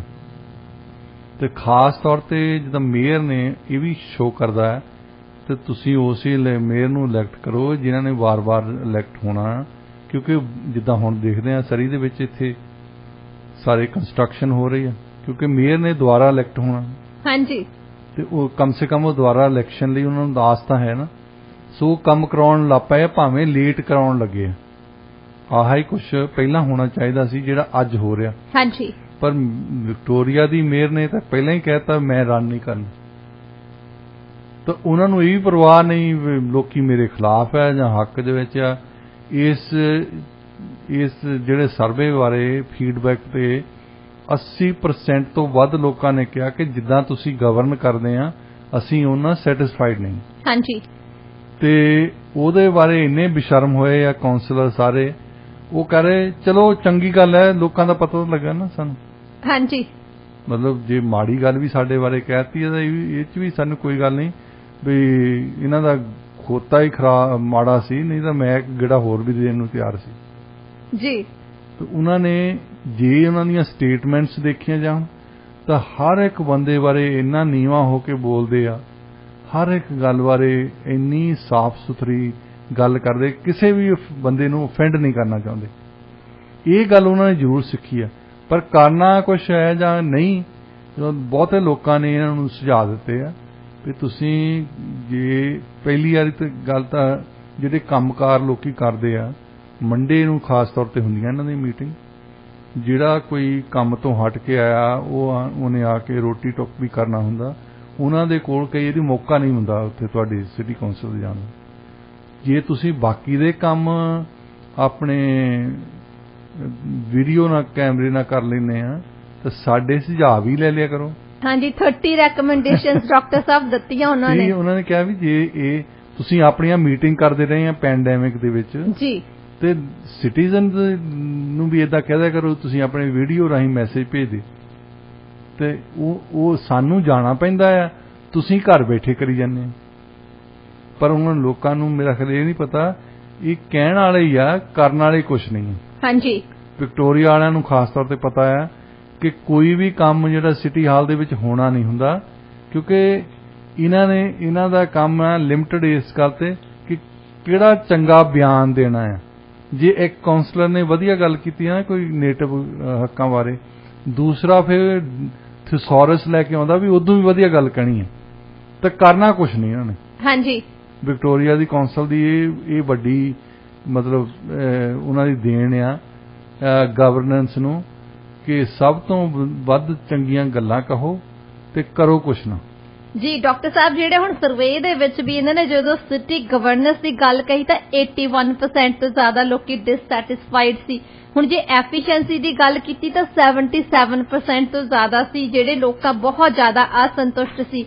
ਤੇ ਜੇ ਡਿਸੀਜਨ ਮੇਕਿੰਗ ਇੰਟਰਸਟ ਦੀ ਗੱਲ ਕਰਦੇ ਆ ਉਹਦੇ ਵਿੱਚ ਵੀ 70% ਜਿਹੜੇ ਸੀਗੇ ਲੋਕ ਉਹ ਬਹੁਤ ਜ਼ਿਆਦਾ ਨਿਰਾਸ਼ ਸੀਗੇ, ਤੇ ਬਾਕੀ 82% ਤੋਂ ਜ਼ਿਆਦਾ ਦਾ ਕਹਿਣਾ ਕਿ ਜਿਹੜਾ ਸਿਟੀ ਦਾ ਫੋਕਸ ਹੈਗਾ ਨਾ ਉਹ ਪਤਾ ਹੀ ਨਹੀਂ ਕਿੱਧਰ ਨੂੰ ਆ, ਗਲਤ ਦਿਸ਼ਾ ਨੂੰ ਜਾ ਰਹੇ ਆ, ਕਿਹੜੀ ਦਿਸ਼ਾ ਨੂੰ ਜਾ ਰਹੇ ਆ। ਵਿਕਟੋਰੀਆ 'ਚ ਗੱਲ ਕਰਦਾ ਸੀ ਕਿਸੇ ਨਾਲ, ਮੈਂ ਕਿਹਾ ਤੁਹਾਡੇ ਲੋਕੀ ਸੈਟੀਸਫਾਈਡ ਨਹੀਂ ਆ ਸਿਟੀ ਕੌਂਸਲ ਨਾਲ। ਉਹ ਕਹਿੰਦਾ ਸਾਡੇ ਮੇਅਰ ਦੀ ਗੱਲ ਹੀ ਨਹੀਂ ਸੁਣੀ। ਇਹਨਾਂ ਨੇ ਤਾਂ ਪਿਛਲੀ ਵਾਰੀ ਜਦੋਂ ਇਲੈਕਸ਼ਨ ਹੋਈ ਨਾ 18 ਦੇ ਵਿੱਚ, ਉਦੋਂ ਹੀ ਬਾਅਦ ਵੀ ਉਦੋਂ ਛੇਤੀ ਕਹਿਤਾ ਸੀ ਵੀ ਮੈਂ ਇਸ ਤੋਂ ਬਾਅਦ ਇਲੈਕਸ਼ਨ ਨਹੀਂ ਲੜਨੀ, ਵੀ ਰਿਟਾਇਰ ਹੋ ਜਾਣਾ। ਮੈਂ ਕਿਹਾ ਵੀ ਜ਼ਰੂਰੀ ਨਹੀਂ ਹੈ, ਜੇ ਨਹੀਂ ਸੁਣੀ ਤਾਂ ਸਾਡੇ ਮੇਅਰ ਦੀ ਹਰ ਰੋਜ਼ ਹੀ ਖਬਰ ਸੁਣਦੇ ਰਹਿੰਦੇ ਆ ਸਰੀ ਵਾਲੇ ਦੀ, ਵੀ ਇਦਣ ਕੋਰਟ ਕੇਸ ਇਦਣ ਆ, ਕੋਰਟ ਕੇਸ ਇਦਣ ਆ। ਉਹ ਕਹਿੰਦਾ ਮੈਂ ਸੁਝਾਅ ਦੇ ਕੇ ਆਇਆ ਵੀ ਕਮ ਸੇ ਕਮ ਪਬਲਿਕਲੀ ਝੂਠ ਹੀ ਬੋਲਦੇ ਹੋ ਸਰੀ ਦੇ ਮੇਅਰ ਵਾਂਗੂ, ਤੁਸੀਂ ਖਬਰਾਂ 'ਚ ਤਾਂ ਰਹੋ। ਹਾਂਜੀ, ਆਪਣੇ ਮੇਅਰ ਸਾਹਿਬ ਖਬਰਾਂ 'ਚ ਤਾਂ ਪੂਰਾ ਰਹਿੰਦੇ ਆ ਡਾਕਟਰ ਦੇਖੋ ਸਾਹਿਬ। ਦੁਨੀਆ ਭਰ 'ਚ ਮਸ਼ਹੂਰ ਹੋ ਗਏ। ਹਾਂਜੀ, ਝੂਠ ਬੋਲਣ ਦੇ ਮਸਲੇ ਤੇ ਉਹ ਵੀ। ਚਲੋ ਕੋਈ ਗੱਲ ਨਹੀਂ, ਝੂਠ ਤਾਂ ਬੋਲਿਆ ਨਾ, ਚੰਗੀ ਤਰ੍ਹਾਂ ਬੋਲਿਆ। ਮਿਸਾਲ ਡਾਕਟਰ ਸਾਹਿਬ ਲੋਕ ਦੇਣਗੇ ਕਿ ਸਰੀ ਦਾ ਮੇਅਰ ਸੀ ਡਾਕ ਮੈਕੈਲਮ। ਬੰਦਾ ਵਿਕਟੋਰੀਆ ਵਾਲਾ ਕਹਿ ਰਿਹਾ ਕਿ ਕਮ ਸੇ ਕਮ ਸਾਡੀ ਮੇਅਰ ਇਦਾਂ ਪਬਲਿਕਲੀ ਝੂਠ ਹੀ ਬੋਲ ਦੇਵੇ ਤੇ ਮੁਕੱਦਮਾ ਚੱਲ ਪਵੇ, ਇਹ ਵੀ ਖਬਰਾਂ 'ਚ ਆਵੇ। ਹਾਂਜੀ ਡਾਕਟਰ ਸਾਹਿਬ, ਹੁਣ ਗੱਲ ਕਰਦੇ ਹਾਂ ਆਪਾਂ arrive can app the. Arrive can app ਨਾ ਸਿਰਫ ਟਰੈਵਲਰਸ ਦੇ ਲਈ ਬਲਕਿ ਅਧਿਕਾਰੀਆਂ ਦੇ ਲਈ ਵੀ ਬਹੁਤ ਵੱਡਾ ਸਿਰਦਰਦ ਬਣੀ ਹੋਈ ਆ। ਇਹਦੇ ਨਾਲ ਕਿਸੇ ਨੂੰ ਵੀ ਕੋਈ ਆਸਾਨੀ ਨਹੀਂ ਹੋਈ ਹੈਗੀ ਤੇ ਸਾਰਿਆਂ ਵੱਲੋਂ ਮੰਗ ਕੀਤੀ ਜਾ ਰਹੀ ਹੈ ਕਿ ਇਹਨੂੰ ਬੰਦ ਹੀ ਕਰ ਦਿੱਤਾ ਜਾਣਾ ਚਾਹੀਦਾ, ਕਿਉਂਕਿ 2-3 ਦਿਨ ਪਹਿਲਾਂ ਇਹਦੇ 'ਚ ਕੋਈ ਟੈਕਨੀਕਲ ਫਾਲਟ ਆ ਗਿਆ ਸੀ, ਉਹਦੇ ਕਰਕੇ ਇਹਨਾਂ ਨੇ ਸਾਰੇ ਪੈਸੇਂਜਰਸ ਨੂੰ ਭੇਜ ਦਿੱਤਾ ਕਿ ਉਹਨਾਂ ਨੂੰ ਕੁਆਰੰਟੀਨ ਕਰਨਾ ਪੈਣਾ। ਪਰ ਹਜੇ ਵੀ ਇਹਨੂੰ ਬੰਦ ਨਹੀਂ ਕਰ ਰਹੇ ਹੈਗੇ। ਜ਼ਰੂਰੀ ਹੈ ਕਿਉਂਕਿ ਜੇ ਲੋਕ ਇਹਦੀ ਵਰਤੋਂ ਨਹੀਂ ਕਰਦੇ ਤਾਂ ਉਹਨਾਂ ਨੂੰ ਫਾਈਨ ਵਗੈਰਾ ਦੇਣਾ ਪੈਂਦਾ। ਤੁਸੀਂ ਕੀ ਕਹਿਣਾ ਚਾਹੋਗੇ? ਦੇਖੋ, ਨਾਰਮਲੀ ਘੱਟ ਗਿਣਤੀ ਦੀ ਸਰਕਾਰ ਇਦਾਂ ਨਹੀਂ ਕਰਦੀ ਜਿੱਦਾਂ ਇਹ ਕਰਦੇ ਆ। ਡਿਕਟੇਟਰ ਦੇ ਤੌਰ ਤੇ ਜੋ ਕਹਿਤਾ ਉਹ ਜਸਟਿਨ ਟਰੂਡੋ ਨੇ ਕਹਿਤਾ, ਉਹਨੂੰ ਪਤਾ ਹੋਵੇ ਚਾਹੇ ਨਾ ਹੋਵੇ। ਇਹ ਸਾਰਾ ਕੁਝ ਜਗਮੀਤ ਸਿੰਘ ਦੇ ਨਾਂ ਤੇ ਚੱਲ ਰਿਹਾ ਕਿਉਂਕਿ ਉਹਨਾਂ ਨੇ ਚਾਬੀਆਂ ਦੇਤੀਆਂ ਇਹਨਾਂ ਨੂੰ। ਘੱਟ ਗਿਣਤੀ ਦੀ ਸਰਕਾਰ ਕੈਨੇਡੀਅਨ ਲੋਕਾਂ ਨੇ ਚੁਣੀ ਸੀ, ਜਗਮੀਤ ਸਿੰਘ ਨੇ ਉਹ ਵੱਧ ਗਿਣਤੀ ਦੀ ਬਣਾਤੀ। ਹਾਂਜੀ। ਅੱਛਾ, ਹੁਣ ਗੱਲ ਕਰਦੇ ਹਾਂ ਅਸੀਂ ਜਿਹੜੀ ਅਰਾਈਵ ਕੈਨ ਦੀ ਐਪ ਆ। ਇਹ ਇੰਨੀ ਔਖੀ ਆ ਆਮ ਬੰਦਿਆਂ ਲਈ ਸਿੱਖਣੀ, ਭਰਨੀ, ਖਾਸ ਤੌਰ ਤੇ ਵਿਚਾਰੇ ਜਿਹੜੇ ਅਨਪੜ੍ਹ ਬੰਦੇ ਆ ਉਹਨਾਂ ਨੂੰ ਤਾਂ ਵੈਸੇ ਹੀ ਨਹੀਂ ਸਮਝ ਨਹੀਂ ਆਉਂਦੀ ਵੀ ਕੀ ਕਰਨਾ ਇਹਦਾ ਨਾਲ, ਕੀ ਨਹੀਂ ਕਰਨਾ। ਤੁਸੀਂ ਦੇਖੋਗੇ ਦਿੱਲੀ ਏਅਰਪੋਰਟ ਦੇ ਵਿਚਾਰੇ ਖੜੇ ਹੁੰਦੇ ਆ, ਉਹ ਫਿਰ ਉਡੀਕਦੇ ਆ ਕਿ ਏਅਰਲਾਈਨਸ ਵਾਲੇ ਸਾਡੀ ਮਦਦ ਕਰ ਦੇਣ। ਬਹੁਤੇ ਤਾਂ ਕਰਦੇ ਆ ਪਰ ਉਹਨਾਂ ਨੂੰ ਪਿੱਛੋਂ ਕੋਈ ਹੋਰ ਆਵਾਜ਼ ਮਾਰ ਲੈਂਦਾ, ਉਹਨਾਂ ਦਾ ਸੁਪਰਵਾਈਜ਼ਰ ਆ ਕੇ ਇੱਧਰ ਆਹ ਕੰਮ ਕਰ ਤੇ ਇੱਥੇ ਆ ਕੇ ਫਿਰ ਜਿਹੜੀ ਕਸਟਮਸ ਤੇ ਇਮੀਗ੍ਰੇਸ਼ਨ ਯੂਨੀਅਨ ਆ ਉਹਨਾਂ ਨੇ ਜਿਹੜੀਆਂ ਫਿਗਰ ਦਿੱਤੀਆਂ, ਉਹ ਕਹਿੰਦੇ 30 ਤੋਂ 40% ਬੰਦੇ ਉਹ ਭਰਦੇ ਨਹੀਂ। ਵੈਸੇ ਇਹਨਾਂ ਨੇ ਫਾਈਨ ਵੀ ਕਰਨ ਨੂੰ ਲਾਅ ਦੇ ਵਿੱਚ ਕਿਹਾ ਹੈ ਕਿ ਜੇ ਤੁਸੀਂ ਭਰਦੇ ਨਹੀਂ ਤੁਹਾਨੂੰ ਕੁਆਰੰਟੀਨ ਕਰਨਾ ਪੈਣਾ, ਤੁਹਾਨੂੰ ਫਾਈਨ ਵੀ ਕਰ ਸਕਦੇ, $5,000 ਤਾਈਂ ਕਰ ਸਕਦੇ। ਹਾਂਜੀ। ਹੁਣ ਉਹਦੇ ਵਿੱਚ ਇਹ ਬਣਾਈ ਇਸ ਕਰਕੇ ਸੀ ਕਿ ਇਹ ਪਤਾ ਕੀਤਾ ਜਾਵੇ ਕਿ ਲੋਕੀ ਫੁੱਲੀ ਵੈਕਸੀਨੇਟਡ ਹਨ ਜਾਂ ਨਹੀਂ। ਹਾਂਜੀ। ਅੱਛਾ, ਹੁਣ ਉਹ ਰਿਕੁਆਇਰਮੈਂਟ ਜਿਹੜੀ ਹੈ ਉਹ ਖਤਮ ਕਰਤੀ ਜੀ। ਤੇ ਹੁਣ ਜਿਹੜੀ ਇਹਨਾਂ ਨੇ ਇਮੀਗ੍ਰੇਸ਼ਨ ਮਿਨਿਸਟਰ, ਕਸਟਮਸ ਮਿਨਿਸਟਰ ਇਹ ਕਹਿ ਰਹੇ ਆ ਕਿ ਨਹੀਂ, ਇਹਦਾ ਅੱਗੇ ਵੀ ਯੂਜ਼ਫੁਲ ਹੈਗੀ ਆ ਕਿਉਂਕਿ ਅਸੀਂ ਇਹਨੂੰ ਕਸਟਮਸ ਦੇ ਨਾਲ ਜੋੜ ਦੇਣਾ। ਬਹੁਤ ਦੇਸ਼ਾਂ ਦੇ ਵਿੱਚ ਜਾਓਗੇ ਅੱਜ ਕੱਲ ਕਸਟਮਸ ਵਾਲੇ ਉਹ ਡੈਕਲੇਰੇਸ਼ਨ ਜਿਹੜੇ ਬੰਦ ਕਰ ਦਿੱਤੇ, US ਵਾਲਿਆਂ ਨੇ ਬੰਦ ਕਰਤੇ। ਇਹਨਾਂ ਨੂੰ ਅਜੇ ਨਹੀਂ ਅਕਲ ਆਉਣੀ। ਆਟਵਾ ਦੇ ਵਿੱਚ ਕੋਈ ਸਰਕਾਰ ਬਦਲੂਗੀ ਤਾਂ ਅਕਲ ਸ਼ਾਇਦ ਆ ਜਾਵੇ, ਪਰ ਨਵੇਂ ਬੰਦਿਆਂ ਨੂੰ ਵੀ ਜਿਹੜੇ ਜੋ ਕੁਝ ਬਿਊਰੋਕਰੈਟਸ ਕਹਿੰਦੇ ਆ ਉਹੀ ਕਰੋ। ਸੀਨੀਅਰ ਬਿਊਰੋਕਰੈਟਸ ਉਹ ਤਾਂ ਬੈਠੇ ਨਹੀਂ ਇੱਥੇ, ਬੈਠੇ ਤਾਂ ਥੱਲੇ ਵਾਲੇ EMPLOYEES ਆ ਜਿਹੜੇ ਕਲਰਕ ਦੇ ਲੈਵਲ ਤੇ ਆ ਜਾਂ ਛੋਟੇ ਆਫੀਸਰ ਹੋਣੇ ਆ P1 P2 ਲੈਵਲ ਦੇ।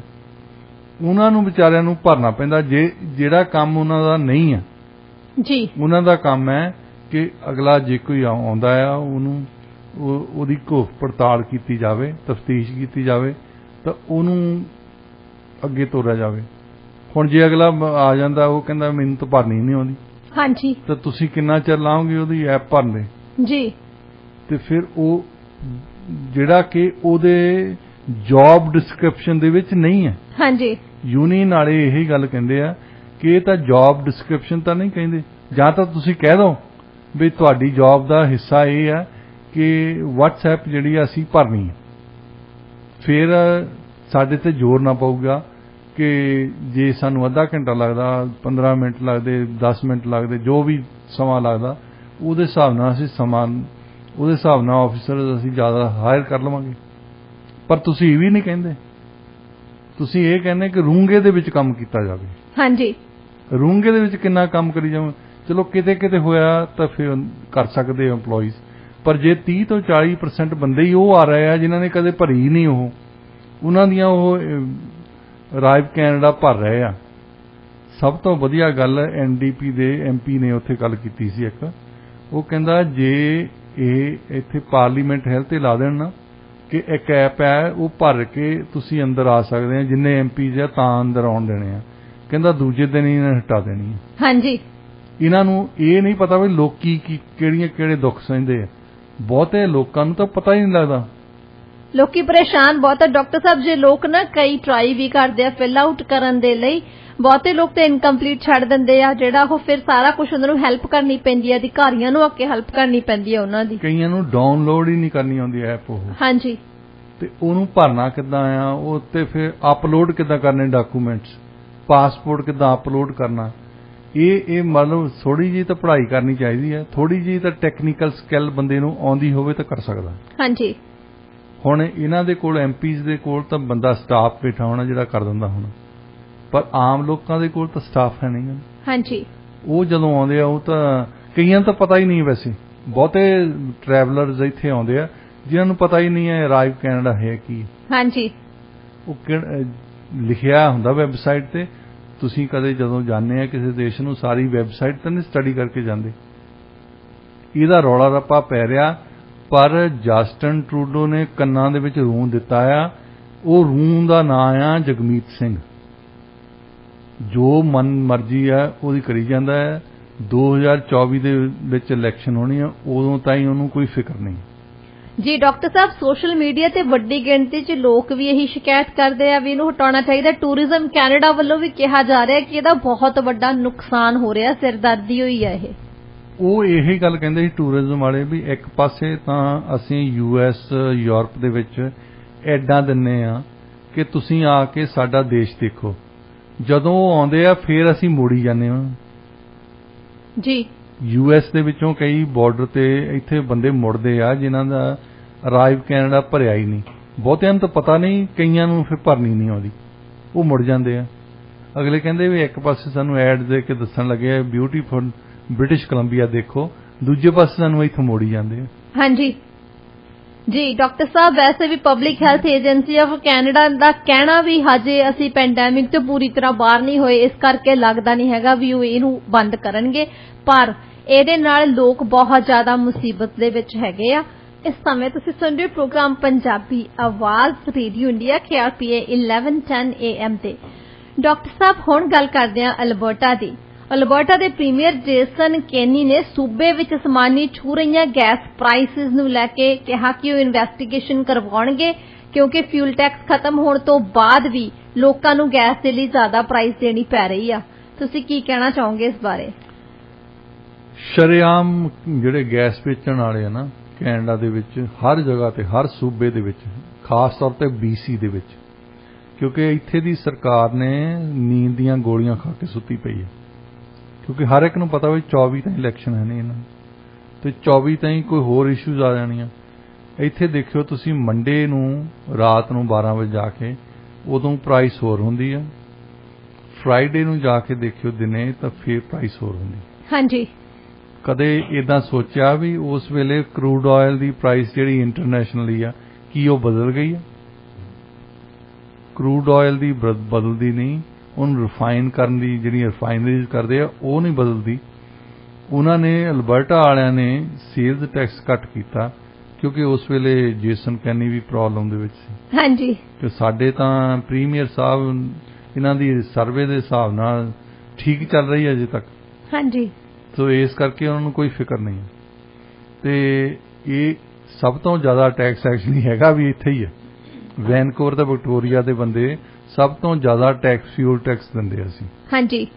ਸਾਡੇ ਜਿਹੜਾ ਅੱਜ ਕੱਲ ਮੇਰਾ ਖਿਆਲ $1.99 ਨੂੰ ਚੱਲਦਾ ਇੱਥੇ। ਹਾਂਜੀ। ਇੰਨੇ ਕੁ ਨੂੰ ਚੱਲਦਾ। ਤੁਸੀਂ ਜੇ ਟੋਰਾਂਟੋ ਜਾਓਗੇ ਤਾਂ $69, $68 ਇੰਨੇ ਕੁ ਨੂੰ ਚੱਲਦਾ। ਹਾਂਜੀ। ਅੰਟੇਰੀਓ ਵਾਲੇ ਵੱਖਰੇ ਮੁਲਕ 'ਚ ਰਹਿੰਦੇ, ਅਸੀਂ ਵੱਖਰੇ 'ਚ ਰਹਿੰਦੇ। ਪਹਿਲਾਂ ਤਾਂ ਟੈਕਸਸ ਆ, ਫਿਰ ਇਹ ਜਿੰਨੇ ਹੀ ਗੈਸ ਸਟੇਸ਼ਨ ਵਾਲੇ ਆ ਇੰਨੀ ਗਾਊਜਿੰਗ ਕਰਦੇ ਲੋਕਾਂ ਦੀ ਨਾ। ਹੁਣ ਡੈਨ ਮਕਟੇਗ ਜਿਹੜੇ ਪਹਿਲਾਂ MP ਹੁੰਦੇ ਸੀ ਉਹ ਅੱਜ ਕੱਲ ਇਹ ਉਹਨਾਂ ਨੇ ਵੈਬਸਾਈਟ ਬਣਾਈ ਹੈ ਜਿਹੜੀ ਦੇਖਦੀ ਆ ਕਿ ਆਇਲ ਪ੍ਰਾਈਸਿਸ ਕਿੱਧਰ ਨੂੰ ਜਾਂਦੀਆਂ। ਉਹ ਕਹਿੰਦੇ ਵੀ ਨਾਰਮਲੀ ਜਿਹੜੀ ਇਹ ਮੰਨਿਆ ਗਿਆ 11, 12, 13 ਸੈਂਟ 1 ਲੀਟਰ ਪਿੱਛੇ ਬਚਾਉਂਦੇ ਆ, ਕਿਉਂਕਿ ਖਰਚਾ ਵੀ ਆਉਂਦਾ ਆ, ਇੱਕ ਗੈਸ ਸਟੇਸ਼ਨ ਤੇ ਬੰਦਾ ਰੱਖਿਆ ਆ, ਉਹ ਹੋਰ ਖਰਚੇ ਵੀ ਆਉਂਦੇ ਹੋਣੇ। ਤਾਂ ਉਹਦੇ ਨਾਲ ਇਹਨਾਂ ਦਾ ਬਿਜ਼ਨਸ ਦੇ ਵਿੱਚ ਜਿਹੜਾ ਐਵਰੇਜ ਰੇਟ ਆ ਇਹਨਾਂ ਨੂੰ ਮਿਲਦਾ ਰਹਿੰਦਾ, ਪ੍ਰੋਫਿਟ ਮਿਲਦਾ। ਤੇ ਅੱਜ ਕੱਲ 40 ਸੈਂਟ 1 ਲੀਟਰ ਦੇ ਪਿੱਛੇ ਇਹਨਾਂ ਨੂੰ ਫਾਇਦਾ ਹੁੰਦਾ।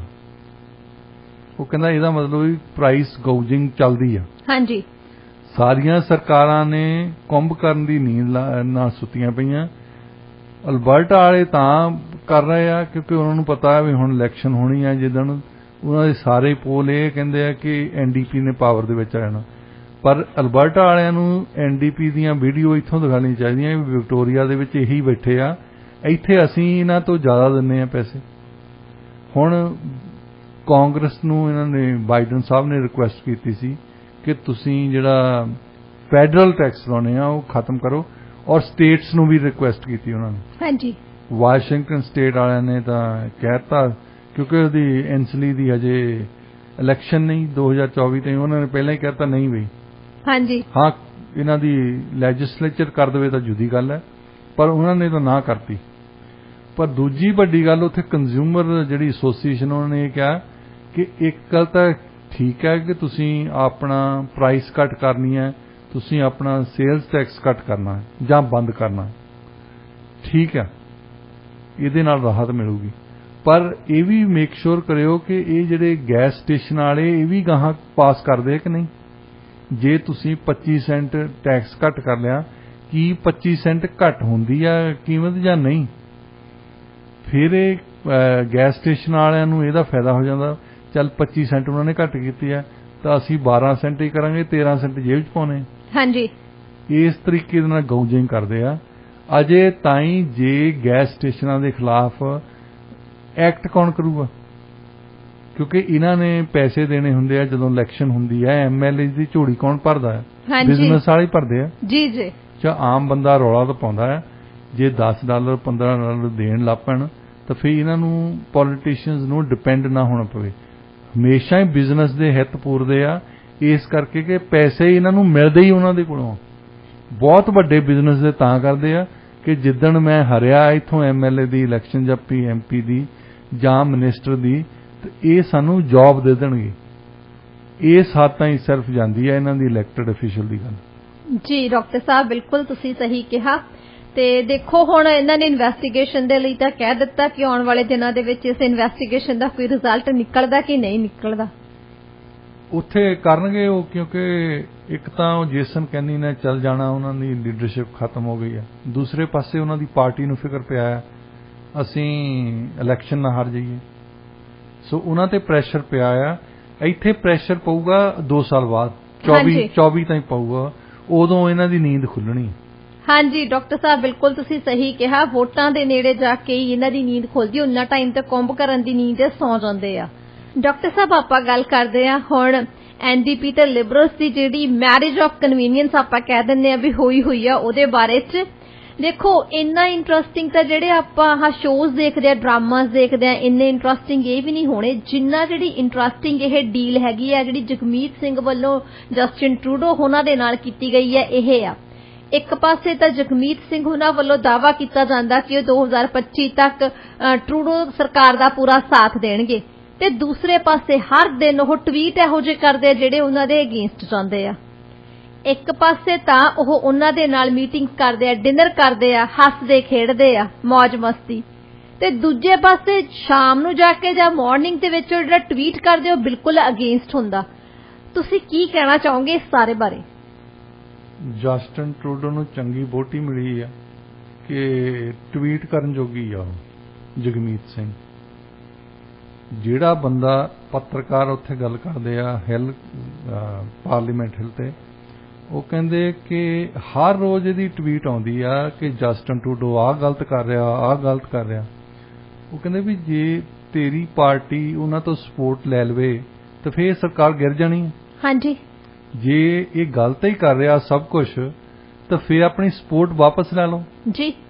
ਪਰ ਸਪੋਰਟ ਉਹਨੂੰ ਦਿੱਤੀ ਆ ਅਨਕੰਡੀਸ਼ਨਲ, ਸਾਈਨ ਕਰਕੇ ਦਿੱਤੇ ਆ, ਸਟੈਂਡਿੰਗ ਆਰਡਰ ਲੈ ਕੇ ਦਿੱਤੇ ਆ ਵੀ ਤੁਹਾਨੂੰ 24 ਤਾਈਂ ਤੁਸੀਂ ਜੋ ਕਰਨਾ ਉਹ ਕਰੋ। ਵੈਸੇ ਡਾਕਟਰ ਸਾਹਿਬ ਇਹ ਕਹਿੰਦੇ ਕਿ ਇਹਨੂੰ ਕੋਲੀਸ਼ਨ ਨਹੀਂ ਕਹਿਣਾ, ਪਰ ਇਹ ਨਹੀਂ ਸਮਝ ਆਉਂਦੀ ਵੀ ਕਿਹੋ ਜੀ ਚੀਜ਼ ਹੈਗੀ, ਇਹਨੂੰ ਪਾਰਟਨਰਸ਼ਿਪ ਕਹੇ ਬੰਦਾ, ਇਹਨਾਂ ਦੀ ਕੋਈ ਡੀਲ ਆ, ਕੋਈ ਐਗਰੀਮੈਂਟ, ਕੋਈ ਇਹਨੂੰ ਕਹੇ ਕੋਈ ਕੰਪਲਾਇੰਸ ਹੈਗਾ, ਬੌਂਡਿੰਗ ਹੈਗੀ, ਤਾਂ ਹੈ ਕਿਸ ਤਰੀਕੇ ਦੀ ਹੈ ਇਹ ਬੌਂਡਿੰਗ? ਹੈਗੀ ਹੈ ਵੀ ਜਗਮੀਤ ਸਿੰਘ ਨੇ ਇਹ ਸ਼ੋਅ ਕਰ ਦਿੱਤਾ ਕਿ ਮੈਂ ਉਹਨਾਂ ਬੰਦਿਆਂ ਚੋਂ ਹੀ ਆ ਜਿਹੜਾ ਕਹਿੰਦੇ ਕੁਝ ਹੋ ਰਿਹਾ, ਕਰਦੇ ਕੁਝ ਹੋ ਰਿਹਾ ਜੀ। ਜੇ ਲੋਕਾਂ ਨੂੰ ਆਸ ਸੀ ਨਾ ਵੀ ਜਗਮੀਤ ਸਿੰਘ ਕੋਈ ਵੱਖਰੀ ਗੱਲ ਕਰੂਗਾ, ਉਹਨਾਂ ਨੂੰ ਬਹੁਤ ਨਿਰਾਸ਼ ਹੋਣਾ ਪੈਣਾ, ਕਿਉਂਕਿ ਇਹਨਾਂ ਨੇ ਤਾਂ ਇਤਿਹਾਸ ਦੇ ਵਿੱਚ ਇੰਨੀ ਬੇਸ਼ਰਮੀ ਦਿਖਾਈ ਆ ਨਾ ਜਗਮੀਤ ਸਿੰਘ ਨੇ। ਸ਼ਰੇਆਮ ਕਹਿ ਰਿਹਾ ਕਿ ਅਸੀਂ ਪੂਰੇ 24 ਤਾਈਂ ਜਦੋਂ ਇਲੈਕਸ਼ਨ ਹੋਣੀ ਆ ਉਦੋਂ ਤਾਈਂ ਜਸਟਿਨ ਟਰੂਡੋ ਦੀ ਸਰਕਾਰ ਦੀ ਮਦਦ ਕਰਾਂਗੇ। ਹਰ ਰੋਜ਼ ਟਵੀਟ ਤੇ ਤੁਸੀਂ ਉਹਨਾਂ ਦੀ ਜਿਹੜੇ ਸੁਣਦੇ ਆ ਟਵੀਟ ਦੇਖ ਲਓ, ਜਗਮੀਤ ਸਿੰਘ ਦੀ ਸਵੇਰ ਨੂੰ ਟਵੀਟ ਉਹ ਤਾਂ 9 ਵਜੇ ਪਾਉਂਦੇ ਆ, ਇੱਥੇ 6 ਵਜੇ ਹੁੰਦੇ ਆ। ਹਾਂਜੀ, ਹਰ ਰੋਜ਼ ਇੱਕ ਨਾ ਇੱਕ ਇਸ਼ੂ ਲਈ ਹੁੰਦੀ ਆ ਕਿ ਲਿਬਰਲ ਸਰਕਾਰ ਆ ਨਹੀਂ ਠੀਕ ਕਰ ਰਹੀ, ਲਿਬਰਲ ਸਰਕਾਰ ਆ ਨਹੀਂ ਠੀਕ ਕਰ ਰਹੀ। ਭਈ ਜੇ ਸਾਡੇ ਤੋਂ ਵੋਟ ਹੋਵੇ ਅਸੀਂ ਤਾਂ ਪਾਇਆ ਹੀ ਹੈ ਜਾ ਕੇ ਉੱਥੇ। ਹਾਂਜੀ, ਵੋਟਾਂ ਤਾਂ ਤੁਹਾਡੀਆਂ ਹੈ ਨਾ। ਫਿਰ ਤੁਸੀਂ ਇਹ ਕਹੋ ਕਿ ਅਸੀਂ ਆਪਣੀ ਸਪੋਰਟ ਵਾਪਸ ਲੈਨੇ। ਹਾਂਜੀ, ਫਿਰ ਉਹ ਕੁਝ ਕਰੋ ਜਿਹੜਾ ਸਿੰਘ ਕਰਦੇ ਆਏ ਆ। ਸਿੰਘ ਜਦੋਂ ਕਹਿੰਦੇ ਹੁੰਦੇ ਸੀ ਅਸੀਂ ਦੁਸ਼ਮਣ ਦੇ ਖਿਲਾਫ ਲੜਨਾ, ਮੈਂ ਹੁਣੇ ਐਗਜ਼ਾਮਪਲ ਦਿੱਤੀ ਸੀ ਕਿ 2000 ਸਿੰਘਾਂ ਦਾ ਕਰਕੇ ਅਸੀਂ ਇੱਥੇ ਬੈਠੇ। ਜੇ ਜਗਮੀਤ ਸਿੰਘ ਉਦੋਂ ਹੁੰਦੇ ਫਿਰ ਅਸੀਂ ਹੋਣਾ ਹੀ ਨਹੀਂ ਸੀ ਜੀ, ਕਿਉਂਕਿ ਇਹਨਾਂ ਨੇ ਡੀਲ ਬਣਾਈ ਹੋਣੀ ਸੀ ਮੁਗਲ ਬਾਦਸ਼ਾਹ ਨਾਲ ਵੀ ਆਹ ਕਰਨਾ ਹੈ, ਤਾਂ ਦੂਜੇ ਪਾਸੇ ਆ ਕੇ ਲੋਕਾਂ ਨੂੰ ਇਹ ਵੀ ਦੱਸੀ ਜਾਣਾ ਸੀ ਕਿ ਮੈਂ ਉਹਦੇ ਖਿਲਾਫ ਬੋਲਦਾ ਜੀ। ਇੱਕ ਪਾਸੇ ਤਾਂ ਜਗਮੀਤ ਸਿੰਘ ਕਹਿੰਦੇ ਹੈਗੇ ਆ ਵੀ ਜਿਹੜੀ ਲਿਬਰਲ ਸਰਕਾਰ ਆ ਇਹ ਅਮੀਰਾਂ ਦੀ ਸਰਕਾਰ ਆ, ਬਿਲੀਅਨਰਸ ਬਾਰੇ ਸੋਚਦੇ ਆ, ਆਮ ਲੋਕਾਂ ਦੀ ਇਹਨਾਂ ਨੂੰ ਕੋਈ ਫਿਕਰ ਨਹੀਂ ਹੈਗੀ। ਫਿਰ ਉਸੇ ਸਰਕਾਰ ਦੀ ਸਪੋਰਟ ਕਰ ਰਹੇ ਹੈਗੇ। ਡਾਕਟਰ ਸਾਹਿਬ, ਵਨ ਵੇ ਵਾਰ ਕੋਈ ਹੁੰਦੀ ਆ ਵੀ ਇੱਕ ਤਰਫੀ ਲੜਾਈ? ਤੁਸੀਂ ਕਦੇ ਸੁਣਿਆ ਵੀ ਇੱਕ ਤਰਫੀ ਲੜਾਈ ਹੋਵੇ? ਇੱਕ ਤਰਫੀ ਲੜਾਈ ਹੋ ਸਕਦੀ ਹੈ ਵੀ ਜਦੋਂ ਬੰਦਾ ਕੰਮ ਤੇ ਗਿਆ ਤਾਂ ਘਰ ਵਾਲੀ ਗਾਲਾਂ ਕੱਢੀ ਜਾਵੇ ਸਕਦਾ ਆਪਣੇ ਆਪ ਨਾਲ, ਕਿਉਂਕਿ ਇਹਨਾਂ ਦਾ ਜਿਹੜਾ ਹੁਣ ਜੇ ਆਪਾਂ ਸਾਰੇ ਇਸ ਮਸਲੇ ਨੂੰ ਧਿਆਨ ਦੇ ਨਾਲ ਦੇਖਦੇ ਆ, ਜਿਵੇਂ ਉਹਦੇ ਟਵੀਟਸ ਆਉਂਦੀਆਂ ਨੇ ਉਹਦੇ ਵਿੱਚ ਤਾਂ ਆਪਣਾ ਪੂਰਾ ਨਜ਼ਲਾ ਝਾੜਦੇ ਆ ਕਿ ਇਹ ਕੋਈ ਵੀ ਕੰਮ ਸਹੀ ਨਹੀਂ ਕਰਦੇ, ਵੀ ਆਮ ਲੋਕ ਹੈਗੇ ਆ, ਇਨਫਲੇਸ਼ਨ ਇੰਨੀ ਵਧੀ ਹੋਈ ਹੈਗੀ ਹੈ, ਲੋਕਾਂ ਦੀ ਜਿਹੜੀਆਂ ਬੇਸਿਕ ਨੈਸੈਸਿਟੀਜ਼ ਹੈਗੀਆਂ ਸਰਕਾਰ ਉਹਨਾਂ ਵੱਲ ਕੋਈ ਤਵੱਜੋ ਨਹੀਂ ਦਿੰਦੀ ਹੈਗੀ। ਤੇ ਫਿਰ ਦੂਜੇ ਪਾਸੇ ਇਹਨਾਂ ਨੇ ਜਿਹੜਾ ਆਪਣਾ ਸਮਝੌਤਾ ਕੀਤਾ ਹੈ, ਡੀਲ ਕੀਤੀ, ਉਹਦੇ ਤੋਂ ਇਹ ਆਪਣਾ ਪੈਰ ਵੀ ਪਿੱਛੇ ਨਹੀਂ ਕਰਦੇ ਹੈਗੇ। ਇਹਨਾਂ ਦੇ ਹੱਥ ਤਾਂ ਸਭ ਕੁਝ ਹੈ ਨਾ, ਉਹਨਾਂ ਤੋਂ ਸਪੋਰਟ ਵਾਪਸ ਲੈਣ। ਹਾਂਜੀ, ਵੈਸੇ ਵੀ ਇਹ ਜ਼ਰੂਰੀ ਨਹੀਂ ਕਿ ਉਹਨਾਂ ਦੀ ਸਰਕਾਰ ਗਿਰ ਜਾਣੀ ਹੈ। ਬਲਾਕ ਕਿਬਕਵਾ ਨੇ ਜੇ ਉਹਨਾਂ ਦੀ ਸਪੋਰਟ ਕਰਤੀ ਤਾਂ ਉਹਨਾਂ ਦੇ ਕੋਲ ਨਫ ਐਮਪੀਜ਼ ਹੈਗੇ ਜੀ, ਪਰ ਕਮ ਸੇ ਕਮ ਉਹਨਾਂ ਨੂੰ ਠੀਕ ਕੰਮ ਕਰਨੇ ਪੈਣਗੇ। ਜਿੱਦਾਂ ਅੱਜ ਕੱਲ ਫਿਰਦੇ ਨਾ ਜਸਟਿਨ ਟਰੂਡੋ ਹੋਣੀ ਪੂਰੀ ਮौज ਮਸਤੀ ਕਰਦੇ ਆ ਵੀ ਅਸੀਂ ਵਾਲ ਕਟਾ ਕੇ ਤਾਂ ਸਾਰੇ ਮਸਲੇ ਹੱਲ ਆ ਜੀ। ਲੋਕਾਂ ਦਾ ਮਸਲਾ ਕੋਈ ਨਹੀਂ ਹੱਲ ਕਰਨਾ, ਇੱਕ ਸਿਰਫ PR ਹੈਂਡਲ ਕਿੱਦਾਂ ਕਰਨੀ ਇਹ ਤੇ ਜ਼ੋਰ ਦਿੱਤਾ ਉਹਨਾਂ ਨੇ। ਹਾਂਜੀ ਡਾਕਟਰ ਸਾਹਿਬ, ਇਦਾਂ ਹੀ ਲੱਗ ਰਿਹਾ ਹੈ ਘੱਟ ਗਿਣਤੀ ਦੀ ਸਰਕਾਰ ਹੁੰਦੇ ਹੋਏ ਉਹ ਜ਼ਰੂਰ ਟਰਾਂਸਪੇਰੈਂਟ ਹੋਣਗੇ, ਪਾਰਦਰਸ਼ੀ ਹੋਣਗੇ, ਅਕਾਊਂਟੇਬਲ ਹੋਣਗੇ ਜੇ ਜਗਮੀਤ ਸਿੰਘ ਹੁਣਾਂ ਦੀ ਪਾਰਟੀ ਇਹ ਵਾਪਸ ਲੈ ਲੈਂਦੀ ਹੈ ਜੀ। ਪਰ ਡਾਕਟਰ ਸਾਹਿਬ ਸਵਾਲ ਤਾਂ ਇੱਥੇ ਇਹੀ ਸਾਰਿਆਂ ਨਾਲੋਂ ਵੱਡਾ ਪੈਦਾ ਹੁੰਦਾ ਕਿ ਨਾ ਤਾਂ ਸਪੋਰਟ ਵਾਪਸ ਲੈਣੀ ਹੈਗੀ ਆ ਤੇ ਨਾਲੇ ਫਿਰ ਉਹਨਾਂ ਦੇ ਬਾਰੇ ਚ ਸਵਾਲ ਕਰੀ ਜਾਣੇ। ਦੇਖੋ ਹੁਣ ਮੁੱਦੇ ਤਾਂ ਬਥੇਰੇ ਹੈਗੇ, ਜਗਮੀਤ ਸਿੰਘ ਨੇ ਜੇ ਗੱਲ ਹੀ ਕਰਨੀ ਹੈ, ਜਿਵੇਂ ਉਹ ਆਪਣੇ ਟਵੀਟਸ ਵਗੈਰਾ ਕਰਦੇ ਆ ਐਵਰੀਡੇ, ਉਹਨਾਂ ਨੇ ਗੱਲ ਕਰਨੀ ਆ, ਕਿਉਂ ਨਹੀਂ ਕਹਿੰਦੇ ਵੀ ਕਾਰਬਨ ਟੈਕਸ ਕੈਂਸਲ ਕੀਤਾ ਜਾਵੇ? ਕਿਉਂ ਨਹੀਂ ਉਹ ਬੋਇਲ ਵਾਟਰ ਐਡਵਾਈਜ਼ਰੀਜ਼ ਦੇ ਮੁੱਦੇ ਦੇ ਉੱਪਰ ਆਪਣਾ ਪੱਖ ਦੱਸਦੇ ਹੈਗੇ? ਉਹਦੇ ਬਾਰੇ ਕਿਉਂ ਨਹੀਂ ਗੱਲਬਾਤ ਕਰਦੇ ਹੈਗੇ? ਹੋਰ ਵੀ ਕਿੰਨੇ ਸਾਰੇ ਮੁੱਦੇ ਆ ਜਿਹੜੇ ਇਸ਼ੂਜ਼ ਤੇ ਗੱਲ ਹੋਣੀ ਚਾਹੀਦੀ ਹੈ, ਕਿਉਂ ਨਹੀਂ ਉਹਨਾਂ ਨੂੰ ਕਹਿੰਦੇ ਕਿ ਮੈਂ ਆਪਣੀ ਸਪੋਰਟ ਵਾਪਸ ਲੈਣੀ ਹੈ ਜੇ ਇਹ ਮੁੱਦੇ ਹੱਲ ਨਹੀਂ ਹੁੰਦੇ ਤਾਂ? ਦੋਗਲਾਪਨ ਕਹਿੰਦੇ ਨੇ ਨਾ ਪੰਜਾਬੀ ਦੇ ਵਿੱਚ। ਹਾਂਜੀ, ਇਹ ਮੇਰਾ ਖਿਆਲ ਟਵੀਟ ਵੀ ਕਰਦੇ ਹੋਣੇ ਆ, ਜਸਟਿਨ ਟਰੂਡੋ ਨੂੰ ਪੁੱਛ ਕੇ ਕਰਦੇ ਹੋਣੇ ਵੀ ਆਹ ਕਰਨ ਲੱਗਾ ਆ ਤਾਂ ਉਹਦਾ ਮਾਈਂਡ ਨਾ ਕਰੀ ਮੈਂ ਸਪੋਰਟ ਨਹੀਂ ਵਾਪਸ ਲੈਣੀ। ਮਤਲਬ ਕਿ ਪਹਿਲਾਂ ਦੱਸ ਦੇਣਾ, ਪਹਿਲਾਂ ਦੱਸ ਕੇ ਮੇਰੀ ਜੌਬ ਠੀਕ ਰੱਖੀ, ਬਾਅਦ ਦੇ ਵਿੱਚ ਮੈਂ, ਕਿਉਂਕਿ ਮੇਰੀ ਅਗਲੀ ਇਲੈਕਸ਼ਨ ਇਹਨਾਂ ਦੀ ਜਾਂਦੀ ਲੱਗਣੀ, ਉਹ ਪਾਰਟੀ ਨੇ ਇਹਨਾਂ ਨੂੰ ਕਹਿਣਾ ਕਿ ਹੁਣ ਲੀਡਰਸ਼ਿਪ ਦੇ ਤੌਰ ਤੇ 3 ਇਲੈਕਸ਼ਨ ਹਰਾ ਚੁੱਕੇ ਆ, ਹੁਣ ਤਾਂ ਸਬਰ ਕਰੋ, ਜਾ ਕੇ ਬੈਠੋ, ਜਿਹੜੀ ਰੌਕਿੰਗ ਚੇਅਰ ਮੁਫਤ ਲੈ ਕੇ ਆਏ ਸੀ ਉਹ ਤੇ ਬੱਚਿਆਂ ਨੂੰ ਖੜਾਓ। ਹਾਂਜੀ ਡਾਕਟਰ ਸਾਹਿਬ, ਉਹੀ ਤਾਂ ਗੱਲ ਹੈਗੀ ਵੀ ਕਿੰਨੇ ਸਾਰੇ ਇਸ਼ੂ ਹੋ ਗਏ, ਕਿੰਨੇ ਸਾਰੇ ਮੁੱਦੇ। ਹੁਣ ਤੁਸੀਂ ਇਹ ਦੇਖੋ, ਨੋਵਾ ਸਕੋਸ਼ੀਆ ਦੇ ਵਿੱਚ ਜਿਹੜੀ ਮਾਸ ਸ਼ੂਟਿੰਗ ਹੋਈ ਸੀ ਉਹਦਾ ਸਿਆਸੀਕਰਨ ਕਿਸ ਤਰੀਕੇ ਦੇ ਨਾਲ ਕੀਤਾ ਗਿਆ, ਕੀ ਜਗਮੀਤ ਸਿੰਘ ਨੇ ਇਹਦੇ ਬਾਰੇ ਗੱਲਬਾਤ ਕੀਤੀ? ਨਹੀਂ, ਉਹ ਇਸ ਕਰਕੇ ਨਹੀਂ ਕਰ ਸਕਦੇ ਕਿਉਂਕਿ ਬਾਕੀ ਪਾਰਟੀਆਂ ਇਹ ਕਹਿੰਦੀਆਂ ਕਿ ਤੁਸੀਂ ਤਾਂ ਇਹਨਾਂ ਨੂੰ ਫੌੜੀ ਦਿੱਤੀ ਹੈ, ਇਹ ਤਾਂ ਲੰਗੜੀ ਸਰਕਾਰ ਹੈ। ਵੈਸੇ ਹਾਂਜੀ, ਘੱਟ ਗਿਣਤੀ ਦੀ ਸਰਕਾਰ ਨੂੰ ਲੰਗੜੀ ਸਰਕਾਰ ਵੀ ਕਹਿੰਦੇ ਹਨ, ਤਾਂ ਫੌੜੀ ਤਾਂ NDP ਦੀ ਜਗਮੀਤ ਸਿੰਘ ਹੀ ਆ। ਹਾਂਜੀ, ਇਹਨਾਂ ਨੇ ਉਹਨਾਂ ਨੂੰ ਫੌੜੀ ਫੜਾਈ ਆ ਵੀ ਤੁਸੀਂ ਤੁਰੇ ਫਿਰੋ ਜੀ। ਜੇ ਵੈਸੇ ਅਸੂਲਾਂ ਦੀ ਗੱਲ ਕਰਨੀ ਹੋਵੇ ਅਸੂਲਨ ਤੌਰ ਤੇ ਸਾਰੀ ਐਨਡੀਪੀ ਕਾਕਸ ਨੂੰ ਇਹ ਫੈਸਲਾ ਲੈਣ ਦੀ ਲੋੜ ਹੈ ਕਿ ਕੀ ਅਸੀਂ ਜਿਹੜੀਆਂ ਇਹ ਗੱਲਾਂ ਕਰ ਰਹੇ ਆ ਫੈਡਰਲ ਲਿਬਰਲ ਉਹਨਾਂ ਦੇ ਨਾਲ ਸਾਨੂੰ ਕੋਈ ਫਾਇਦਾ ਹੋਊਗਾ ਜਾਂ ਨਹੀਂ ਹੋਊਗਾ। ਸਾਡੀ ਪਾਰਟੀ ਦੀ ਕੀ ਪਾਲਿਸੀਜ਼ ਹੈ ਜਿਹੜੀਆਂ ਇਹਨਾਂ ਦੇ ਨਾਲ ਇਹਨਾਂ ਦੇ ਖਿਲਾਫ ਹੈ, ਇਹਨਾਂ ਦੀਆਂ ਪਾਲਿਸੀਜ਼ ਦੇ ਖਿਲਾਫ ਹੈ ਜੀ। ਇਹ ਤਕਰੀਬਨ ਹਰ ਇੱਕ ਲਿਬਰਲ ਪਾਲਿਸੀ ਦੀ ਨੁਕਤਾਚੀਨੀ ਕਰਦੇ ਹਾਂਜੀ ਤੇ ਫਿਰ ਨਾਲ ਦੀ ਨਾਲ ਸਪੋਰਟ ਕਰਦੇ। ਹਾਂਜੀ ਇਦਾਂ ਕਰਦੇ ਕਿਤੇ ਦੇਖਿਆ ਨਹੀਂ ਹੋਣਾ। ਵੈਸੇ ਇਹੀ ਤਾਂ ਗੱਲ ਡਾਕਟਰ ਸਾਹਿਬ ਸਮਝ ਨਹੀਂ ਆ ਰਹੀ, ਸੋਸ਼ਲ ਮੀਡੀਆ ਦੇ ਉੱਪਰ ਵੀ ਲੋਕਾਂ ਵੱਲੋਂ ਇਸ ਮੁੱਦੇ ਤੇ ਗੱਲ ਕੀਤੀ ਜਾ ਰਹੀ ਹੈ ਕਿ ਇੱਕ ਪਾਸੇ ਤਾਂ ਤੁਸੀਂ ਪੂਰੀ ਸਪੋਰਟ ਦਿੱਤੀ ਹੋਈ ਹੈ ਤੇ ਦੂਸਰੇ ਪਾਸੇ ਤੁਸੀਂ ਇਹ ਟਵੀਟਸ ਦੇ ਵਿੱਚ ਕੀ ਕੁਛ ਕਰਦੇ ਹੋ। ਤਾਂ ਹੀ ਤਾਂ ਮੈਂ ਤੁਹਾਨੂੰ ਕਿਹਾ ਸੀ ਕਿ ਇੰਨੇ ਇੰਟਰਸਟਿੰਗ ਤਾਂ ਜਿਹੜੇ ਆਪਾਂ ਸ਼ੋਜ਼ ਦੇਖਦੇ ਆ ਨਾ ਟੀਵੀ ਦੇ ਵਿੱਚ ਉਹ ਨਹੀਂ ਹੋਣੇ ਜਿੰਨਾ ਇੰਟਰਸਟਿੰਗ ਇਹਨਾਂ ਦੋਨਾਂ ਦਾ ਕਿੱਸਾ ਬਣਿਆ ਪਿਆ ਹੁਣ ਇਹਨਾਂ ਨੂੰ ਇਹ ਆ ਕਿ ਚਲੋ 2024 ਤਾਈਂ ਮੈਂ ਅਜੇ ਵੀ ਐਨਡੀਪੀ ਦਾ ਲੀਡਰ ਹਾਂ ਤਾਂ ਹਿੰਦੁਸਤਾਨ ਦੇ ਵਿੱਚ ਇੱਕ ਦੋ ਅਖਬਾਰਾਂ ਹਜੇ ਵੀ ਲਿਖੀ ਜਾਂਦੀਆਂ ਕਿ ਉਹਨਾਂ ਨੇ ਪ੍ਰਾਈਮ ਮਿਨਿਸਟਰ ਬਣਨਾ ਹੈ। ਮੈਂ ਦੇਖੋ ਇੱਥੇ ਸੂਰ ਵੀ ਉੜਦੇ ਦੇਖੇ ਆ ਸਿਆਸਤ ਦੇ ਵਿੱਚ ਤੇ ਕੁਛ ਸੂਰਾਂ ਨੇ ਨਹੀਂ ਉੜਨਾ ਜੀ। ਜਗਮੀਤ ਸਿੰਘ ਨੇ ਕਦੇ ਪ੍ਰਾਈਮ ਮਿਨਿਸਟਰ ਨਹੀਂ ਬਣਨਾ। ਹਾਂਜੀ ਇਹਨਾਂ ਨੇ ਉਹ ਐਨਡੀਪੀ ਦੇ ਲੀਡਰ ਬਣਾਤਾ ਗੁਰਦੁਆਰਿਆਂ ਨੇ, ਸਰੀ ਵਾਲਿਆਂ ਨੇ ਤੇ ਬਰੈਂਪਟਨ ਵਾਲਿਆਂ ਨੇ। ਤੇ ਉਸ ਤੋਂ ਬਾਅਦ ਜਿਹੜੀ ਅਗਲੀ ਇਲੈਕਸ਼ਨ ਆਉਣੀ ਹੈ ਉਸ ਤੋਂ ਬਾਅਦ ਹੋ ਸਕਦਾ ਐਮਪੀ ਹੋਣ ਜਾਂ ਨਾ ਹੋਣ ਪਰ ਉਹ ਲੀਡਰਸ਼ਿਪ ਜਿਹੜੀ ਆ ਉਹ ਕਿਆਸ ਰਾਈਆਂ ਉਹ ਖਤਮ ਹੋ ਜਾਣੀ। ਹਾਂਜੀ ਬਿਲਕੁਲ ਡਾਕਟਰ ਸਾਹਿਬ ਸਹੀ ਕਿਹਾ ਤੁਸੀਂ। ਹੁਣ ਮੇਰਾ ਖਿਆਲ ਸਮਾਂ ਆ ਗਿਆ ਅੱਜ ਦੇ ਵਿਚਾਰ ਦਾ। ਹਾਂਜੀ ਡਾਕਟਰ ਸਾਹਿਬ ਅੱਜ ਦਾ ਵਿਚਾਰ ਹੈ ਜੀ, ਘਰ ਆਇਆ ਮਹਿਮਾਨ ਉਸ ਵੇਲੇ ਤੱਕ ਚੰਗਾ ਲੱਗਦਾ ਹੈ ਜਦੋਂ ਉਸਨੇ ਜਾਣਾ ਹੋਵੇ। ਇਸੇ ਨੋਟ ਤੇ ਅਸੀਂ ਅੱਜ ਦਾ ਪ੍ਰੋਗਰਾਮ ਇੱਥੇ ਹੀ ਸਮਾਪਤ ਕਰਦੇ ਹਾਂ। ਪ੍ਰੋਗਰਾਮ ਤੁਹਾਨੂੰ ਕਿਹੋ ਜਿਹਾ ਲੱਗਿਆ ਸਾਨੂੰ ਦੱਸਣਾ ਜ਼ਰੂਰ। ਸਟੂਡੀਓ ਦਾ ਨੰਬਰ ਹੈ 6045929191 6045929191। ਡੇਲੀ ਨਿਊਜ਼ ਅਪਡੇਟ ਦੇ ਲਈ ਸਾਨੂੰ ਸਾਡੇ ਸੋਸ਼ਲ ਮੀਡੀਆ ਹੈਂਡਲਸ ਤੇ ਫੋਲੋ ਜ਼ਰੂਰ ਕਰੋ। ਟਵਿੱਟਰ, ਇੰਸਟਾਗ੍ਰਾਮ ਤੇ ਫੇਸਬੁੱਕ ਰੇਡੀਓ ਇੰਡੀਆ 1110 ਦੇ ਨਾਂ ਹੇਠ। ਸਾਡਾ YouTube ਚੈਨਲ ਵੀ ਜ਼ਰੂਰ ਸਬਸਕ੍ਰਾਈਬ ਕਰੋ ਜੋ ਰੇਡੀਓ ਇੰਡੀਆ 1110 ਦੇ ਨਾਂ ਹੇਠ ਹੈ। ਉੱਥੇ ਜਾ ਕੇ ਸਾਰੇ ਪ੍ਰੋਗਰਾਮ ਤੁਸੀਂ ਸੁਣ ਸਕਦੇ ਹੋ, ਤੁਸੀਂ ਕਮੈਂਟਸ ਕਰ ਸਕਦੇ ਹੋ ਤੁਹਾਨੂੰ ਪ੍ਰੋਗਰਾਮ ਕਿਹੋ ਜਿਹਾ ਲੱਗਿਆ।